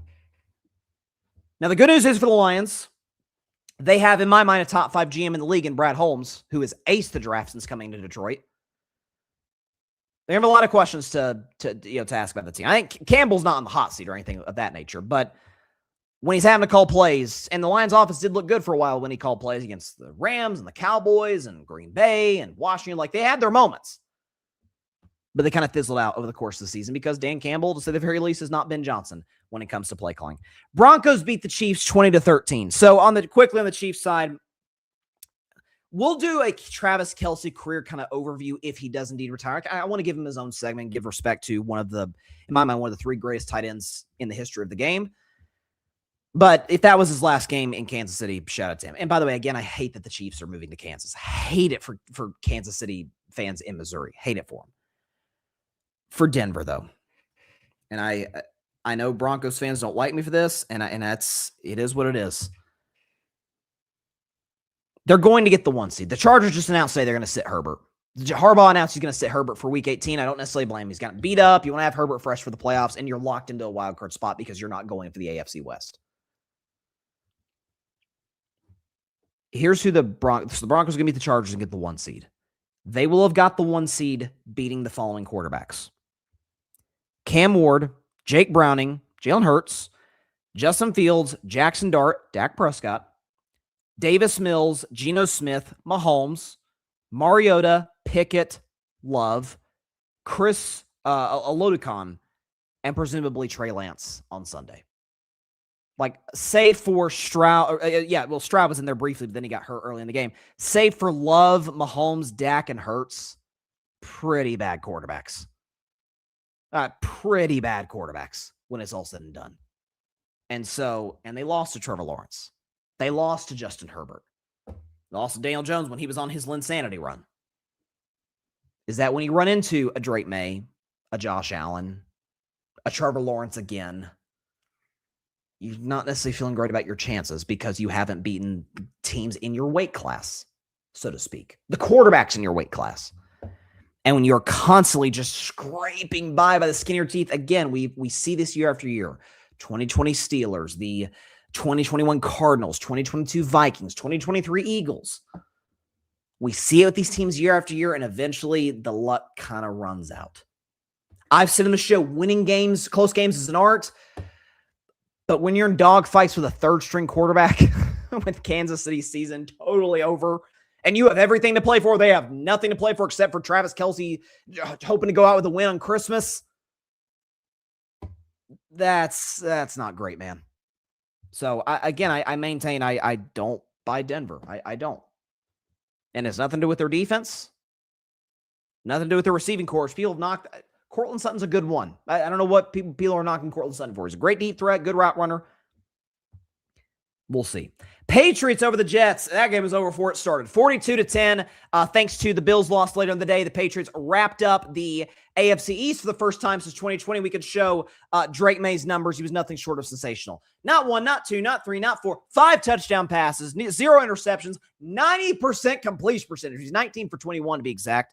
256 passing yards, a near perfect passer rating, 157 exactly, and a near perfect QBR, 0 to 100. He got 99.8, 0.2 points off of a perfect QBR to Drake May have yesterday. Again, the MVP finish is going to be a fun chase down the wire between he and Stafford. It's a 2-man race. It's been a 2-man race for a month and a half. I still give Stafford the advantage because coming into this week, pass rating leader, passing touchdowns leader. Like guys like that always win league MVP historically in the NFL. Drake May, to me, will be a very worthy top 2 guy for that award. But we'll see what happens tonight. We'll see what happens next week. But this Patriots offense, man, it's got some pop to it. The deep balls down the field with Drake May, the ability for Drake to move, Travion Henderson. Offensive line still isn't amazing. They still could add some pieces in the draft and potentially in free agency. They're good in that regard. They didn't have Matt Collins yesterday. Hopefully, I think he's on IR. I'm not sure if he's going to come back at some point later in the playoffs. We'll see. IR means you're automatically out for at least 4 weeks. But Stephon Diggs has stepped up not just on the field, but in the locker room in terms of his leadership.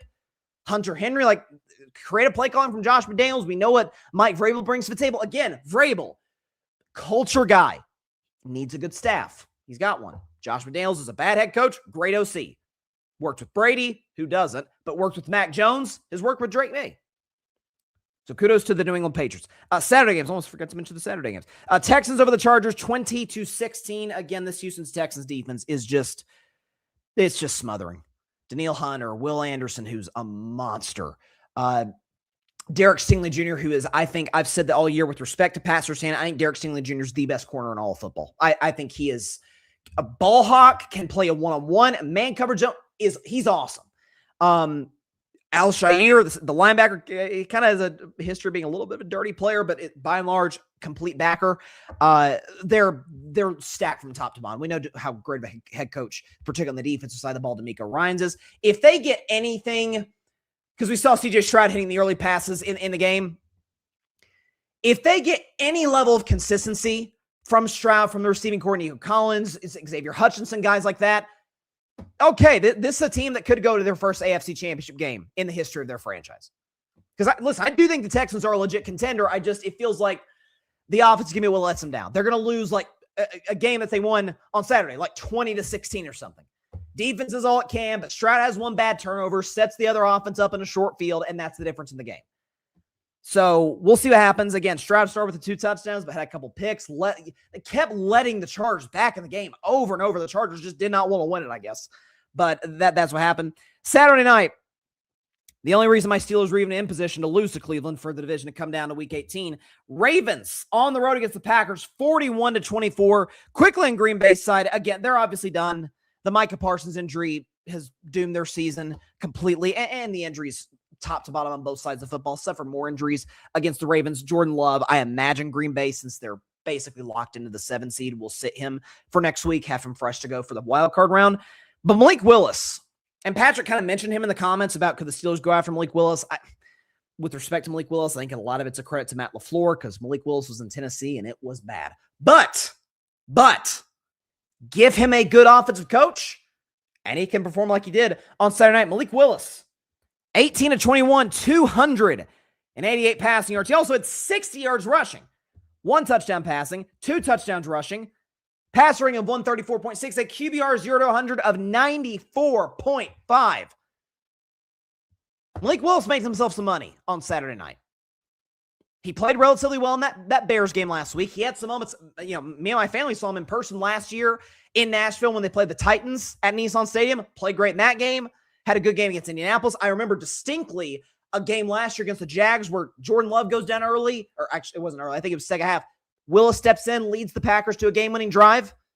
Like, he's been I think he's a top 3 or top 4 backup, or has been the last couple of years. He's a free agent this offseason. Like, someone's going to give Malik Willis money. Someone's going to give him the opportunity that the Vikings gave Sam Darnold to say, okay, didn't have quite the upside Sam Darnold was. I think Malik Willis in a weak quarterback draft. I think he was like a 2nd, 3rd round pick. Sam Darnold was the 3rd overall pick in his draft, in a great quarterback draft. So there are levels. But again, I'll have to dig up the tape, but I had Malik Willis as my best quarterback in 2022. I had him ahead of Kenny Pickett. I thought his arm strength was better. I thought his mobility, accuracy left some things to be desired, but it seems like he's kind of fixed that when he's working out of play action, when the defense is, kind of loading the box degree, planning for Josh Jacobs. He can be able to kind of hit you with that big play over the top, was really accurate on those long balls. He made himself a lot of money, so kudos to Malik Willis. Good dude, too, by the way. But the story for this game is Derrick Henry. Derrick Henry, and did I forget to mention Derrick Henry? Show the numbers that he put up against the Packers. 36 carries. They said, we're just going to ride until the cows come home. 216 rushing yards. Jeez. Not 1, not 2, not 3. 4 rushing touchdowns for King Henry. 6 yards per carry. The man turned back the clock. He's had a good year, not a 2,000 yards that he had last year. That was the classic Derrick Henry turning back the hands of time. He's the first running back in history, I believe, to have 200 yards and 4 touchdowns since I think Jim Brown was the last guy to do it. Like, the guy's unstoppable. So, again, by extension of that, and this was that, and then by extension, the Steelers lost yesterday. The division is going to come down Sunday Night Football in Pittsburgh. I not only do I not know who I'm going to pick, I don't even know who I'm rooting for. So I saw a great tweet. I actually put it on my IG stories. I want to read it just so I get this right because it's so accurate. I think, NFL Trades, an account on social media, put this. It's a screenshot of the game. It says, the low-key, I hope our team loses so our coach gets fired bowl. Like it is. Ravens fans are kind of done with John Harbaugh. Trust me, Steelers fans are very done and have been done with Tomlin, particularly this season, with the consistent mediocrity. I don't even know what to expect. I really don't. But it feels like it's going to be the classic Steelers-Ravens 16-13 or 17-14 game. And I don't know which way it goes. Steelers are obviously beat like crazy with injuries and with suspensions. Darnell Washington's out. DK Metcalf's out. It sounds like TJ Watt will be available, which is huge. Whether Lamar Jackson's going to play is also a different story. Like, okay, this is a guy who got hurt in early December of both 2021 and 2022, didn't play the rest of the year. He's now hurt because, from the Patriots game, he's been beat up all season long. Is he going to come back for this game? Only time will tell. But in an odd way, again, we talk about must-win games. You don't trust Aaron Rodgers. You also don't trust Lamar Jackson. So there's so many components of who wants to lose the game less type of scenario. Not who wants to win it more, who wants to lose it less between these two bitter rivals. And again, I need until Friday to know who I'm picking for this matchup. So we'll see. Saints over the Titans, 34-26. Listen, first 4-game winning streak since 2020. Last time the Saints made the playoffs for the Saints. I know by and large they've beaten bad teams in this 4-game winning streak. Let's see what we get in a full season of this kid. Tyler Shuck might be the guy. He might be the guy. He's accurate. He's got a good deep ball on him. I like him. And I wasn't a big believer in Tyler Shuck. Longtime college starter, injury history, coming out of Louisville. I didn't love that. But based on what he's shown the last 4 games, with Chris Olave, he's got a good connection with him. And by the way, this is based on the fact the Saints went from like top 3 pick to, they're going to have like the 9th or 10th pick at best. You imagine that they will give Shuck another opportunity in 2026. I think he's earned that right. He's been really good. He was one of the many quarterbacks, him, Dylan Gabriel, and Jalen Milroe. I'm thinking, how in God's green earth did these 3 guys go ahead of Shedeur Sanders? Shuck's been good. Shuck's been better than Shedeur Sanders. Dylan Gabriel has not been, and Jalen Milroe, we haven't seen anything. I'm not terribly high on him. What other games we have? Jags over the Colts. Listen, if my Steelers don't get it, I'm just going to tell you outright. I'm pulling for the Jags in the AFC. I am. With Trevor Lawrence, who quite simply has been the best quarterback in the National Football League post-Thanksgiving. Oh, he's casually had 16 total touchdowns to 1 interception in the last 5 games. The Jags are averaging 30 points a game in that stretch. And everyone's talking about, the Texans are scary. Listen, they are. That defense is unbelievable. Bad news is they're not even going to win their own division because Jacksonville's got Tennessee at home next week. They're going to win that game. And they're going to be the 3 seed in the AFC. And they are going to be the team that everyone's like, gosh darn, I don't want to run into Jacksonville. The Chargers definitely don't want to run into them because last time they did in the playoffs, up 27-0, blew it. Trevor had 4 touchdown passes, 5 consecutive scoring drives to win that game back in 2022. Buffalo doesn't want to play that, doesn't want to compete in that game because of the fact that Josh Allen, we know he can struggle with the turnovers. Jacksonville takes the football away. That's their MO. Trevor's a playmaker. Trevor can expose that Buffalo Bills pass defense, that secondary. Houston, they already beaten Houston and Jacksonville. Like, there's familiarity there in the division. I'm telling you, if we get a Bears-Jags Super Bowl, I'm going to be insufferable. I'm just going to tell you right now, I'm going to be insufferable. The 2 young quarterbacks, I said, these guys are the future. And Caleb, he lived up to that quicker than Trevor. Trevor had the year 2. I've said multiple times on the show. 2 years ago, entering December, the Jags were not division leaders, the number 1 seed. Trevor gets hurt, the season falls apart. And again, last year he wasn't good. I will not make excuses. Trevor was not good in 2024. I said this was a make or break year for this guy. You've got a smart coach, Liam Cohen, who also his name should be mentioned, at least mentioned in the coach of the year discussion. You've got the O-line. By and large, you got the weapons, although Brian Thomas Jr. been in and out of the lineup. Travis Hunter has been out of the lineup for 2 months now. And you lived this offense into being one of the best in the NFL. Make or break year for Trevor. And he's more than lived up to it. As for Phillip Rivers, that was probably the last game we've seen from him. Admirable job. I mean, honestly, I know 0-3 didn't go the way that he wanted to or that the Colts wanted it to. But listen, this is a guy who, safe to say, played a lot better than I think all of us thought he would.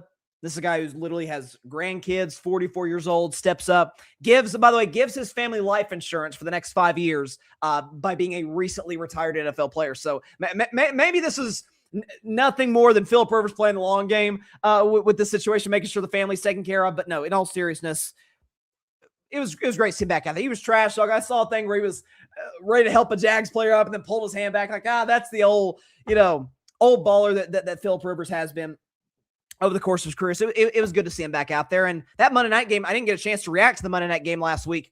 Man, he was great. He had the pick 6 late. Before that, he wasn't the reason they were trailing. So kudos to Phillip Rivers. Patrick, I totally agree with Patrick. San Francisco, Seattle should have been Sunday night over Pittsburgh, Baltimore.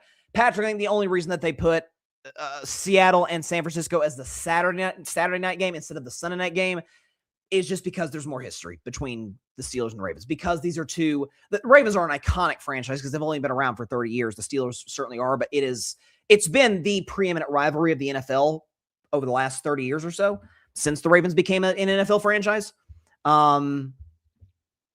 That's probably why. And it's Aaron Rodgers. It's like Rodgers versus Lamar. If Lamar plays, it does sell better than Darnold versus Purdy. Fair or unfair, even though that's an objectively better quarterback matchup, it sells better. Names matter in this league. Dolphins over Buccaneers, 20-17. Shout out to Brian. Brian commented on the show, my cousin. Good to see him again. He's a big Bucs fan, and we were actually talking today. Like it's.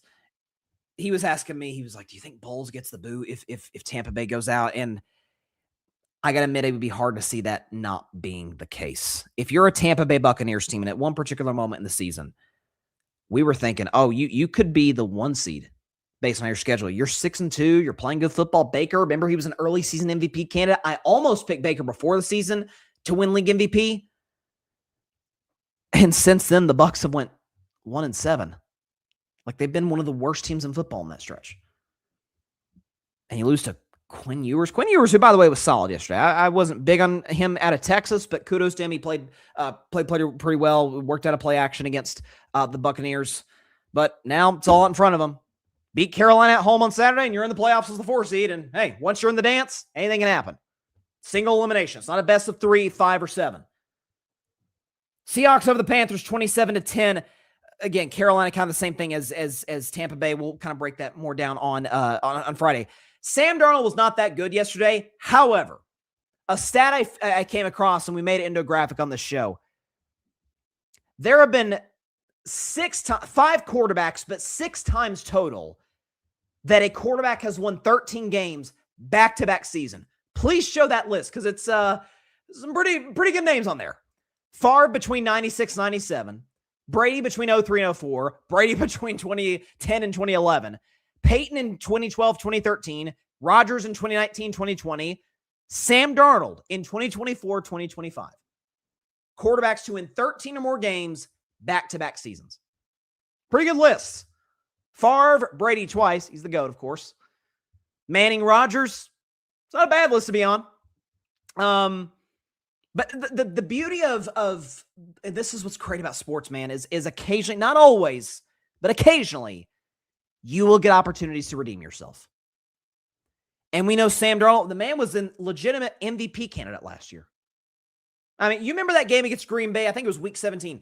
Against Green Bay, he plays great. The Vikings win. They beat the hated Packers. And they are literally carrying him as if he is the hero of the city of Minneapolis into the locker room. They're dumping water on him. It's going to be the greatest moment of his football life. And from that moment on, 1 seed on the line against Detroit, he was bad. And in the playoff game against the Rams, he was bad. I mean, it's history has repeated itself. Here you go, Sam Darnold. And by the way, you're playing a pass rush that is non-existent with San Francisco. You got to go on the road. It's a tough place to go win. You've already lost to San Francisco back in week 1. Beat the Niners, you're the 1 seed. And then it's on you. We know how great the Seahawks defense is. We know how, I've said it a million times with the show, they're not the Legion of Boom, but they're faster than the Legion of Boom. They are. The way they fly the football, the way Eamon, oh my, I love this guy. I loved him out of South Carolina. Could not believe he fell as far as he did in the draft. By a mile, the best safety in last year's draft. But again, it's going to fall on Sam Darnold. Defense can do what it does. Mike McDonald, that's another guy. This Coach of the Year race is unbelievable. Mike McDonald's another guy. If the Seahawks end up winning the division, getting the 1 seed, who should at least get consideration for Coach of the Year. Clint Kubiak's done a great job as the OC there. But it is going to come down to the quarterback. Listen, I'm pulling for Sam Darnold. I am. I hope he redeems himself. Patrick Brown in the comments. Minnesota's kicking themselves in the rear for letting Sam Darnold walk out the building. Oh, you don't say. They're regretting that one, to say the very least, Patrick. I get when you use first round, especially high first round draft capital on a quarterback. It didn't stop the Packers from waiting 3 years to play Love. Now, again, Aaron Rodgers, Sam Darnold, different story. But and Rodgers had been in the organization. He was already a legend at the point that they had drafted Love. Still, The production was there with Aaron. The second Aaron was no longer Aaron, that's when they moved on. If Darnold had come back this year and been 24 touchdowns, 12 picks, like pretty good, maybe we make the playoff. Okay, then you move on. Instead, my guess is McCarthy probably gets another shot next year, but if it doesn't work out, they 100% draft a quarterback 2 years from now. And then you just wasted Justin Jefferson's prime, which really, really sucks. What else we have? Bengals over the Cardinals. There's no team better at winning meaningless games than Cincinnati Bengals, let me tell you. In the Tank Bowl, finally, before we go to break, Giants over the Raiders 34-10. Fail for Fernando. It looks like the sweepstakes are going to be awarded. Shout out to my man Chris Mahi and the Las Vegas Raiders. All they got to do is lose next week to Kansas City, and they have the number 1 pick. They get an opportunity to draft Fernando Mendoza, so pulling for Chris. Hopefully they get him. Because my Steelers certainly aren't going to give the draft capital to get the first overall pick. Going to take a quick break. When we come back, college football playoff quarterfinal predictions for Rams versus Falcons in just 1 minute on Carving Up Live. Don't go anywhere.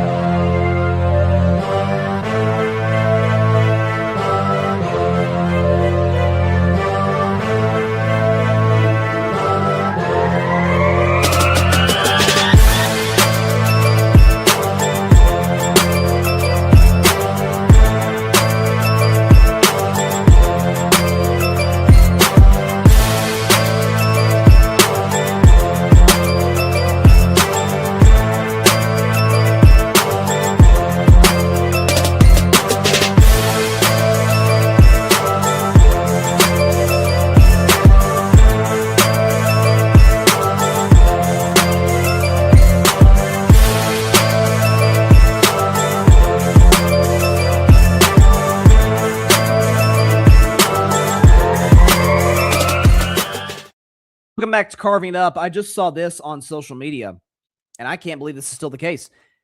If the Jacksonville Jaguars can still be the 1 seed, that if it's this simple, Jags win and they're going to beat Tennessee, and the Broncos somehow lose to Trey Lance, and the Patriots somehow lose to Quinn Ewers, the Jags would be the 1 seed.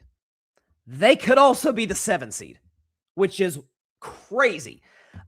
Just go show you how bunched up the AFC is today. So week 18 is going to be fun. This is a weird week 18 where you've got 3 outstanding games that decide divisions, NFC South, NFC West, which will also decide the 1 seed, and then AFC North. Outside of that, there's no, maybe I'm missing one. Yeah, there's really no games that will decide direct playoff seeding head-to-head, so to speak. So we'll see what the Rams end up. The Chargers, same thing. Philadelphia, the Bears, Buffalo. Those games are more for seeding. Like, those divisions have been locked up.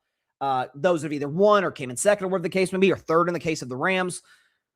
Seeding is really all that matters in those situations. So we'll see how it continues to play itself out. Before we get out of here, now, this has been a long show, but I appreciate everybody for stopping by. But before I get to predictions, actually, again, let's go and put this up. The QR code on the top left corner of the screen, Carving It Up merch. See, I'm wearing a Carving It Up hoodie. Very comfortable, though. Very, very, very warm for this chilly weather that we are all experiencing around the country, unless I guess you live in beautiful Florida, which I miss every day. I really, really do miss Florida.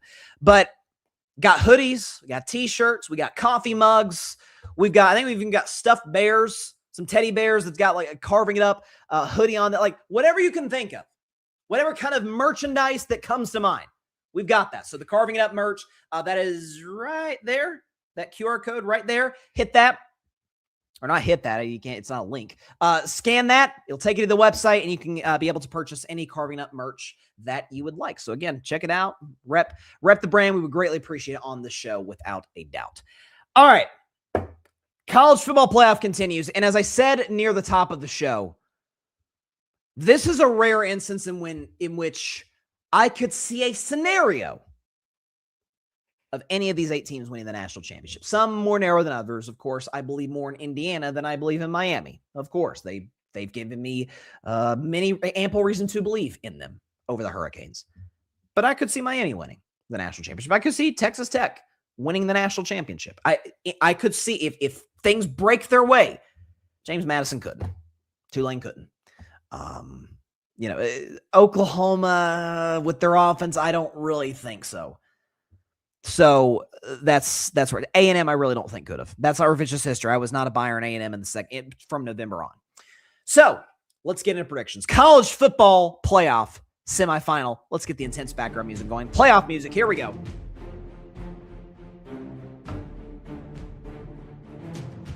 All right, we will start the game that will be played New Year's Eve in the Goodyear Cotton Bowl Classic. Out of the ACC, the Miami Hurricanes.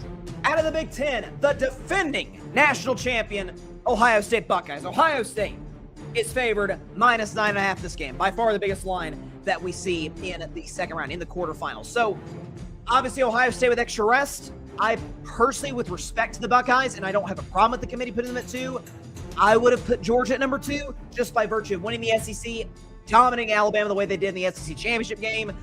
Georgia would have been my number 2, but I respect them saying, hey, Ohio State's the defending champions. They lost by field goal to Indiana. And they dominated everybody else they played. My good friend Arthur Hurst, my co-host on Saturday Morning Tailgate, shout out to Arthur, says all the time, how can you be tested when you are the test? Which is a cold line, I must say. Shout out to Arthur for that. This is going to be the biggest test of Ohio State season as it relates to the defense that are going to be playing. Up front, Miami's got multiple, NFL first-round pick type talent guys. Cristobal's done a great job with the squad.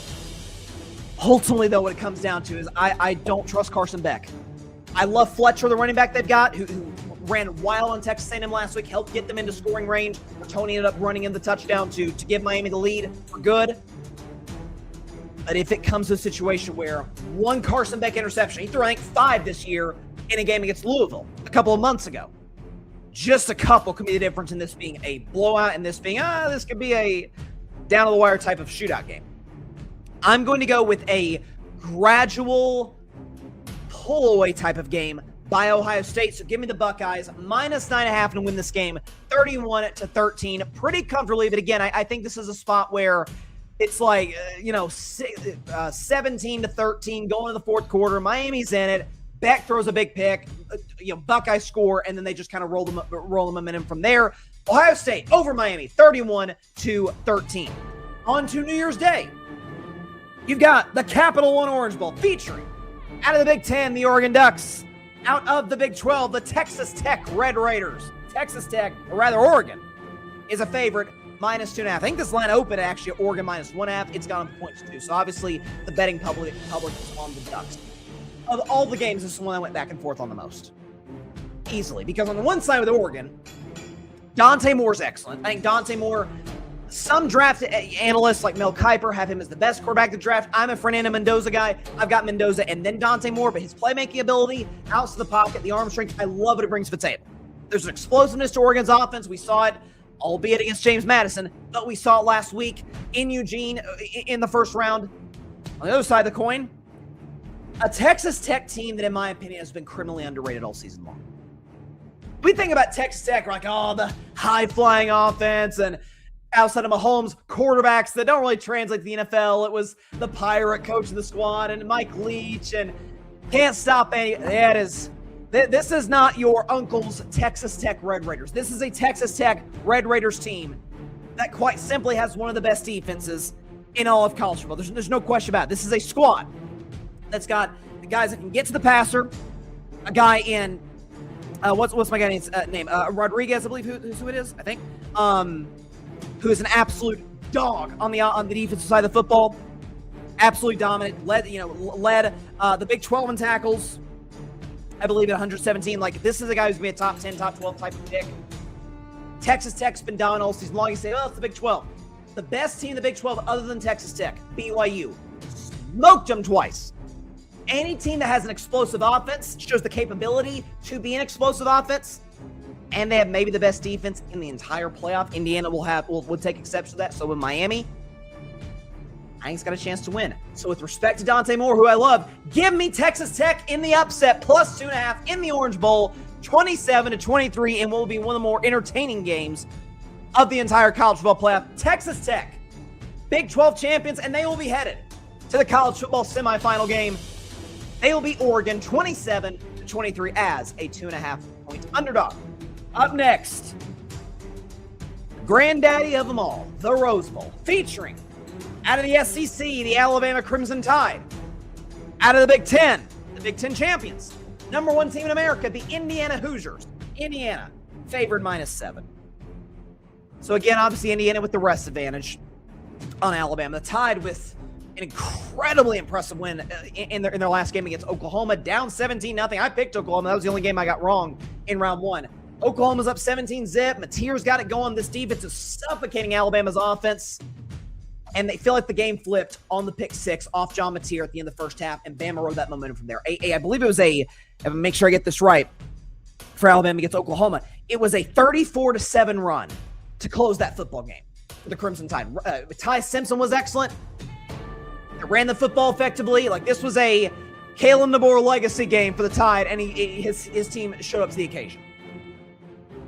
But you're playing an Indiana team that's got the best defense in the Big Ten, a defense that held Julian Sand, Jeremiah Smith, Carnell Tate, all these guys indoors. Even when they missed field goal, would have been 13 points. You've got the best quarterback in college football. Despite what delusional Vanderbilt fans will tell you, the clear and obvious Heisman Trophy winner in Fernando Mendoza. You've got Omar Cooper Jr., who made the catch of the year in college football. Kurt Signetti and this squad, their defense is absolutely outstanding. They've been active in the transfer portal the last couple of years. It's paid off. Indiana at this particular juncture, I think they're my pick to win it all. Give me the Hoosiers -7, and it went outright 34-20 over Alabama. Of course, I'm pulling for Indiana, given they're playing the Alabama Crimson Tide, but I think this team's going to win it all. I'm a Fernando Mendoza believer. Give me Indiana 34-20 over Alabama. And finally, in the All-State Sugar Bowl, 2 teams out of the Southeastern Conference, the Ole Miss Rebels, the Georgia Bulldogs. Georgia is a favorite of -6.5. Now, these 2 teams played earlier this year, back, I think it was October. Yeah, I think it was October. Yeah, it was third Saturday in October, because that's when Tennessee lost to Alabama. It was not a good day. But Ole Miss had a not a double-digit lead, a 2-score lead in the fourth quarter of this game. Georgia ran away from it with it from there. Ole Miss arguably has the best offense in college football. Trinidad Chambliss has been excellent. Lacey, the running back, one of the best backs in college football. Even despite the absence of Lane Kiffin, offensive coaching staff still there. Kiffin did not call plays. The offensive coaching staff still at Ole Miss. So I did go back and forth in this game a lot. Not as much as I did, Oregon and Texas Tech, but it was tough. And there is the adage, and I've been bitten twice on this, especially in the SEC. It's hard to be a great team twice. Alabama didn't do it to Georgia. Oklahoma didn't do it to Alabama. Ole Miss is hoping that trend will be in their favor against the Georgia Bulldogs. That was Ole Miss's only loss this year. In between the hedges, in Georgia, up multiple scores, and then they kind of fell apart offensively. And their defense got shredded by Gunnar Stockton and that Georgia offense. In the Superdome, so obviously weather's not going to be a factor at all. They really aren't in these New Year's 6 bowl games. High-scoring shootout. I buy into the speed of this Georgia defense.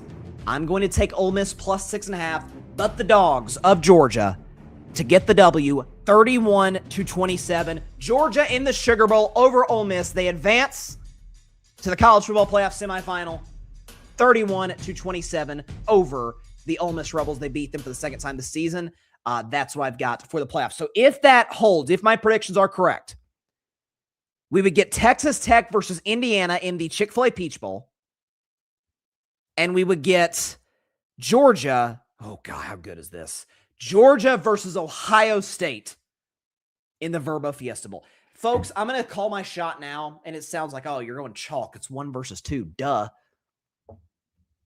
I really have a feeling that we're going to get a rematch of Indiana and Ohio State in the national championship game. And that game's is that at Miami? Yeah, in Miami. Again, it's like, 1-2 seed. Georgia's the only team to me that could really throw a wrench in that possibility. But I just think with both these teams' defenses, the NFL players in Ohio State certainly has, and in the case of Indiana, they've got the best quarterback in the whole tournament. I can't wait to see it. So here we go. All right. That is, quick prediction before we get out of here. I've got the Rams over the Falcons tonight, 31-20, Rams -7. Again, this Atlanta's played well actually last few weeks with Kirk Cousins at quarterback. Bijan Robinson is doing Bijan Robinson things. He's been absolutely sensational. Running the football, catching the football out of the backfield, but I think the Rams are just the better team. They should win this one 31-20. I do have a lot of questions about Atlanta's defense. With that, that is all the time we have for today's show. Appreciate everybody stopping by. Catch Carving It Up, our New Year's Eve special on Wednesday at noon Eastern at 9 a.m. Pacific time. A recap of the entire year in sports and on this show. And Carving Up is a very, very eventful year, 2025. If you want to get some Carving Up merch, which I'm wearing, a Carving Up hoodie, check out the QR code right there. Scan that, take it to the website and get some hoodies, T-shirts, coffee mugs, stuffed animals for your kids, or maybe for you. Maybe you want a teddy bear with a Carving Up logo to cuddle with in bed. I don't know. I won't judge, I promise. We appreciate the sport in whatever way that it will come about. Check out my merch, and also on the same website, my good friends and my colleagues, my partners, my brothers at the Grid Network. Check their merch out. Check out their shows on this network. Catch Carving Up, our regular live show on Friday at 6 p.m. Eastern, 3 p.m. Pacific time, right here on YouTube, as well as on Twitch, Facebook, X, and likely on Instagram as well. Again, we are trying like crazy to get the show live on TikTok. We're just got a few more hoops to jump through. Friday's going to be fun. We're going to have college football reaction to the 4 playoff games. We're going to have maybe some NBA stuff, but especially a recap of all of the playoff scenarios, which I love doing I love the chaos that comes with that. And of course, predictions for how I think the NFL playoffs will look by Sunday night. Hope everybody has a great week. We will see you guys again. The show won't be live on Wednesday at noon Eastern, 9 a.m. Pacific time, the Carving It Up year-end recap. So check that out. And of course, check our regular show out on Friday. Have a great week, everybody. For the last time, at least live on the show, Happy New Year. Happy 2025. Thanks to everybody for tuning in. God bless you all. Peace out. And once again, rest in peace to my Papaw Donnie. Thanks everybody for watching. Thanks so much for watching the show on YouTube, and be sure to go click that big red subscribe button and check out the other clips and full shows from Carving It Up Live, as well as our other incredible content creators here on the Grid Network.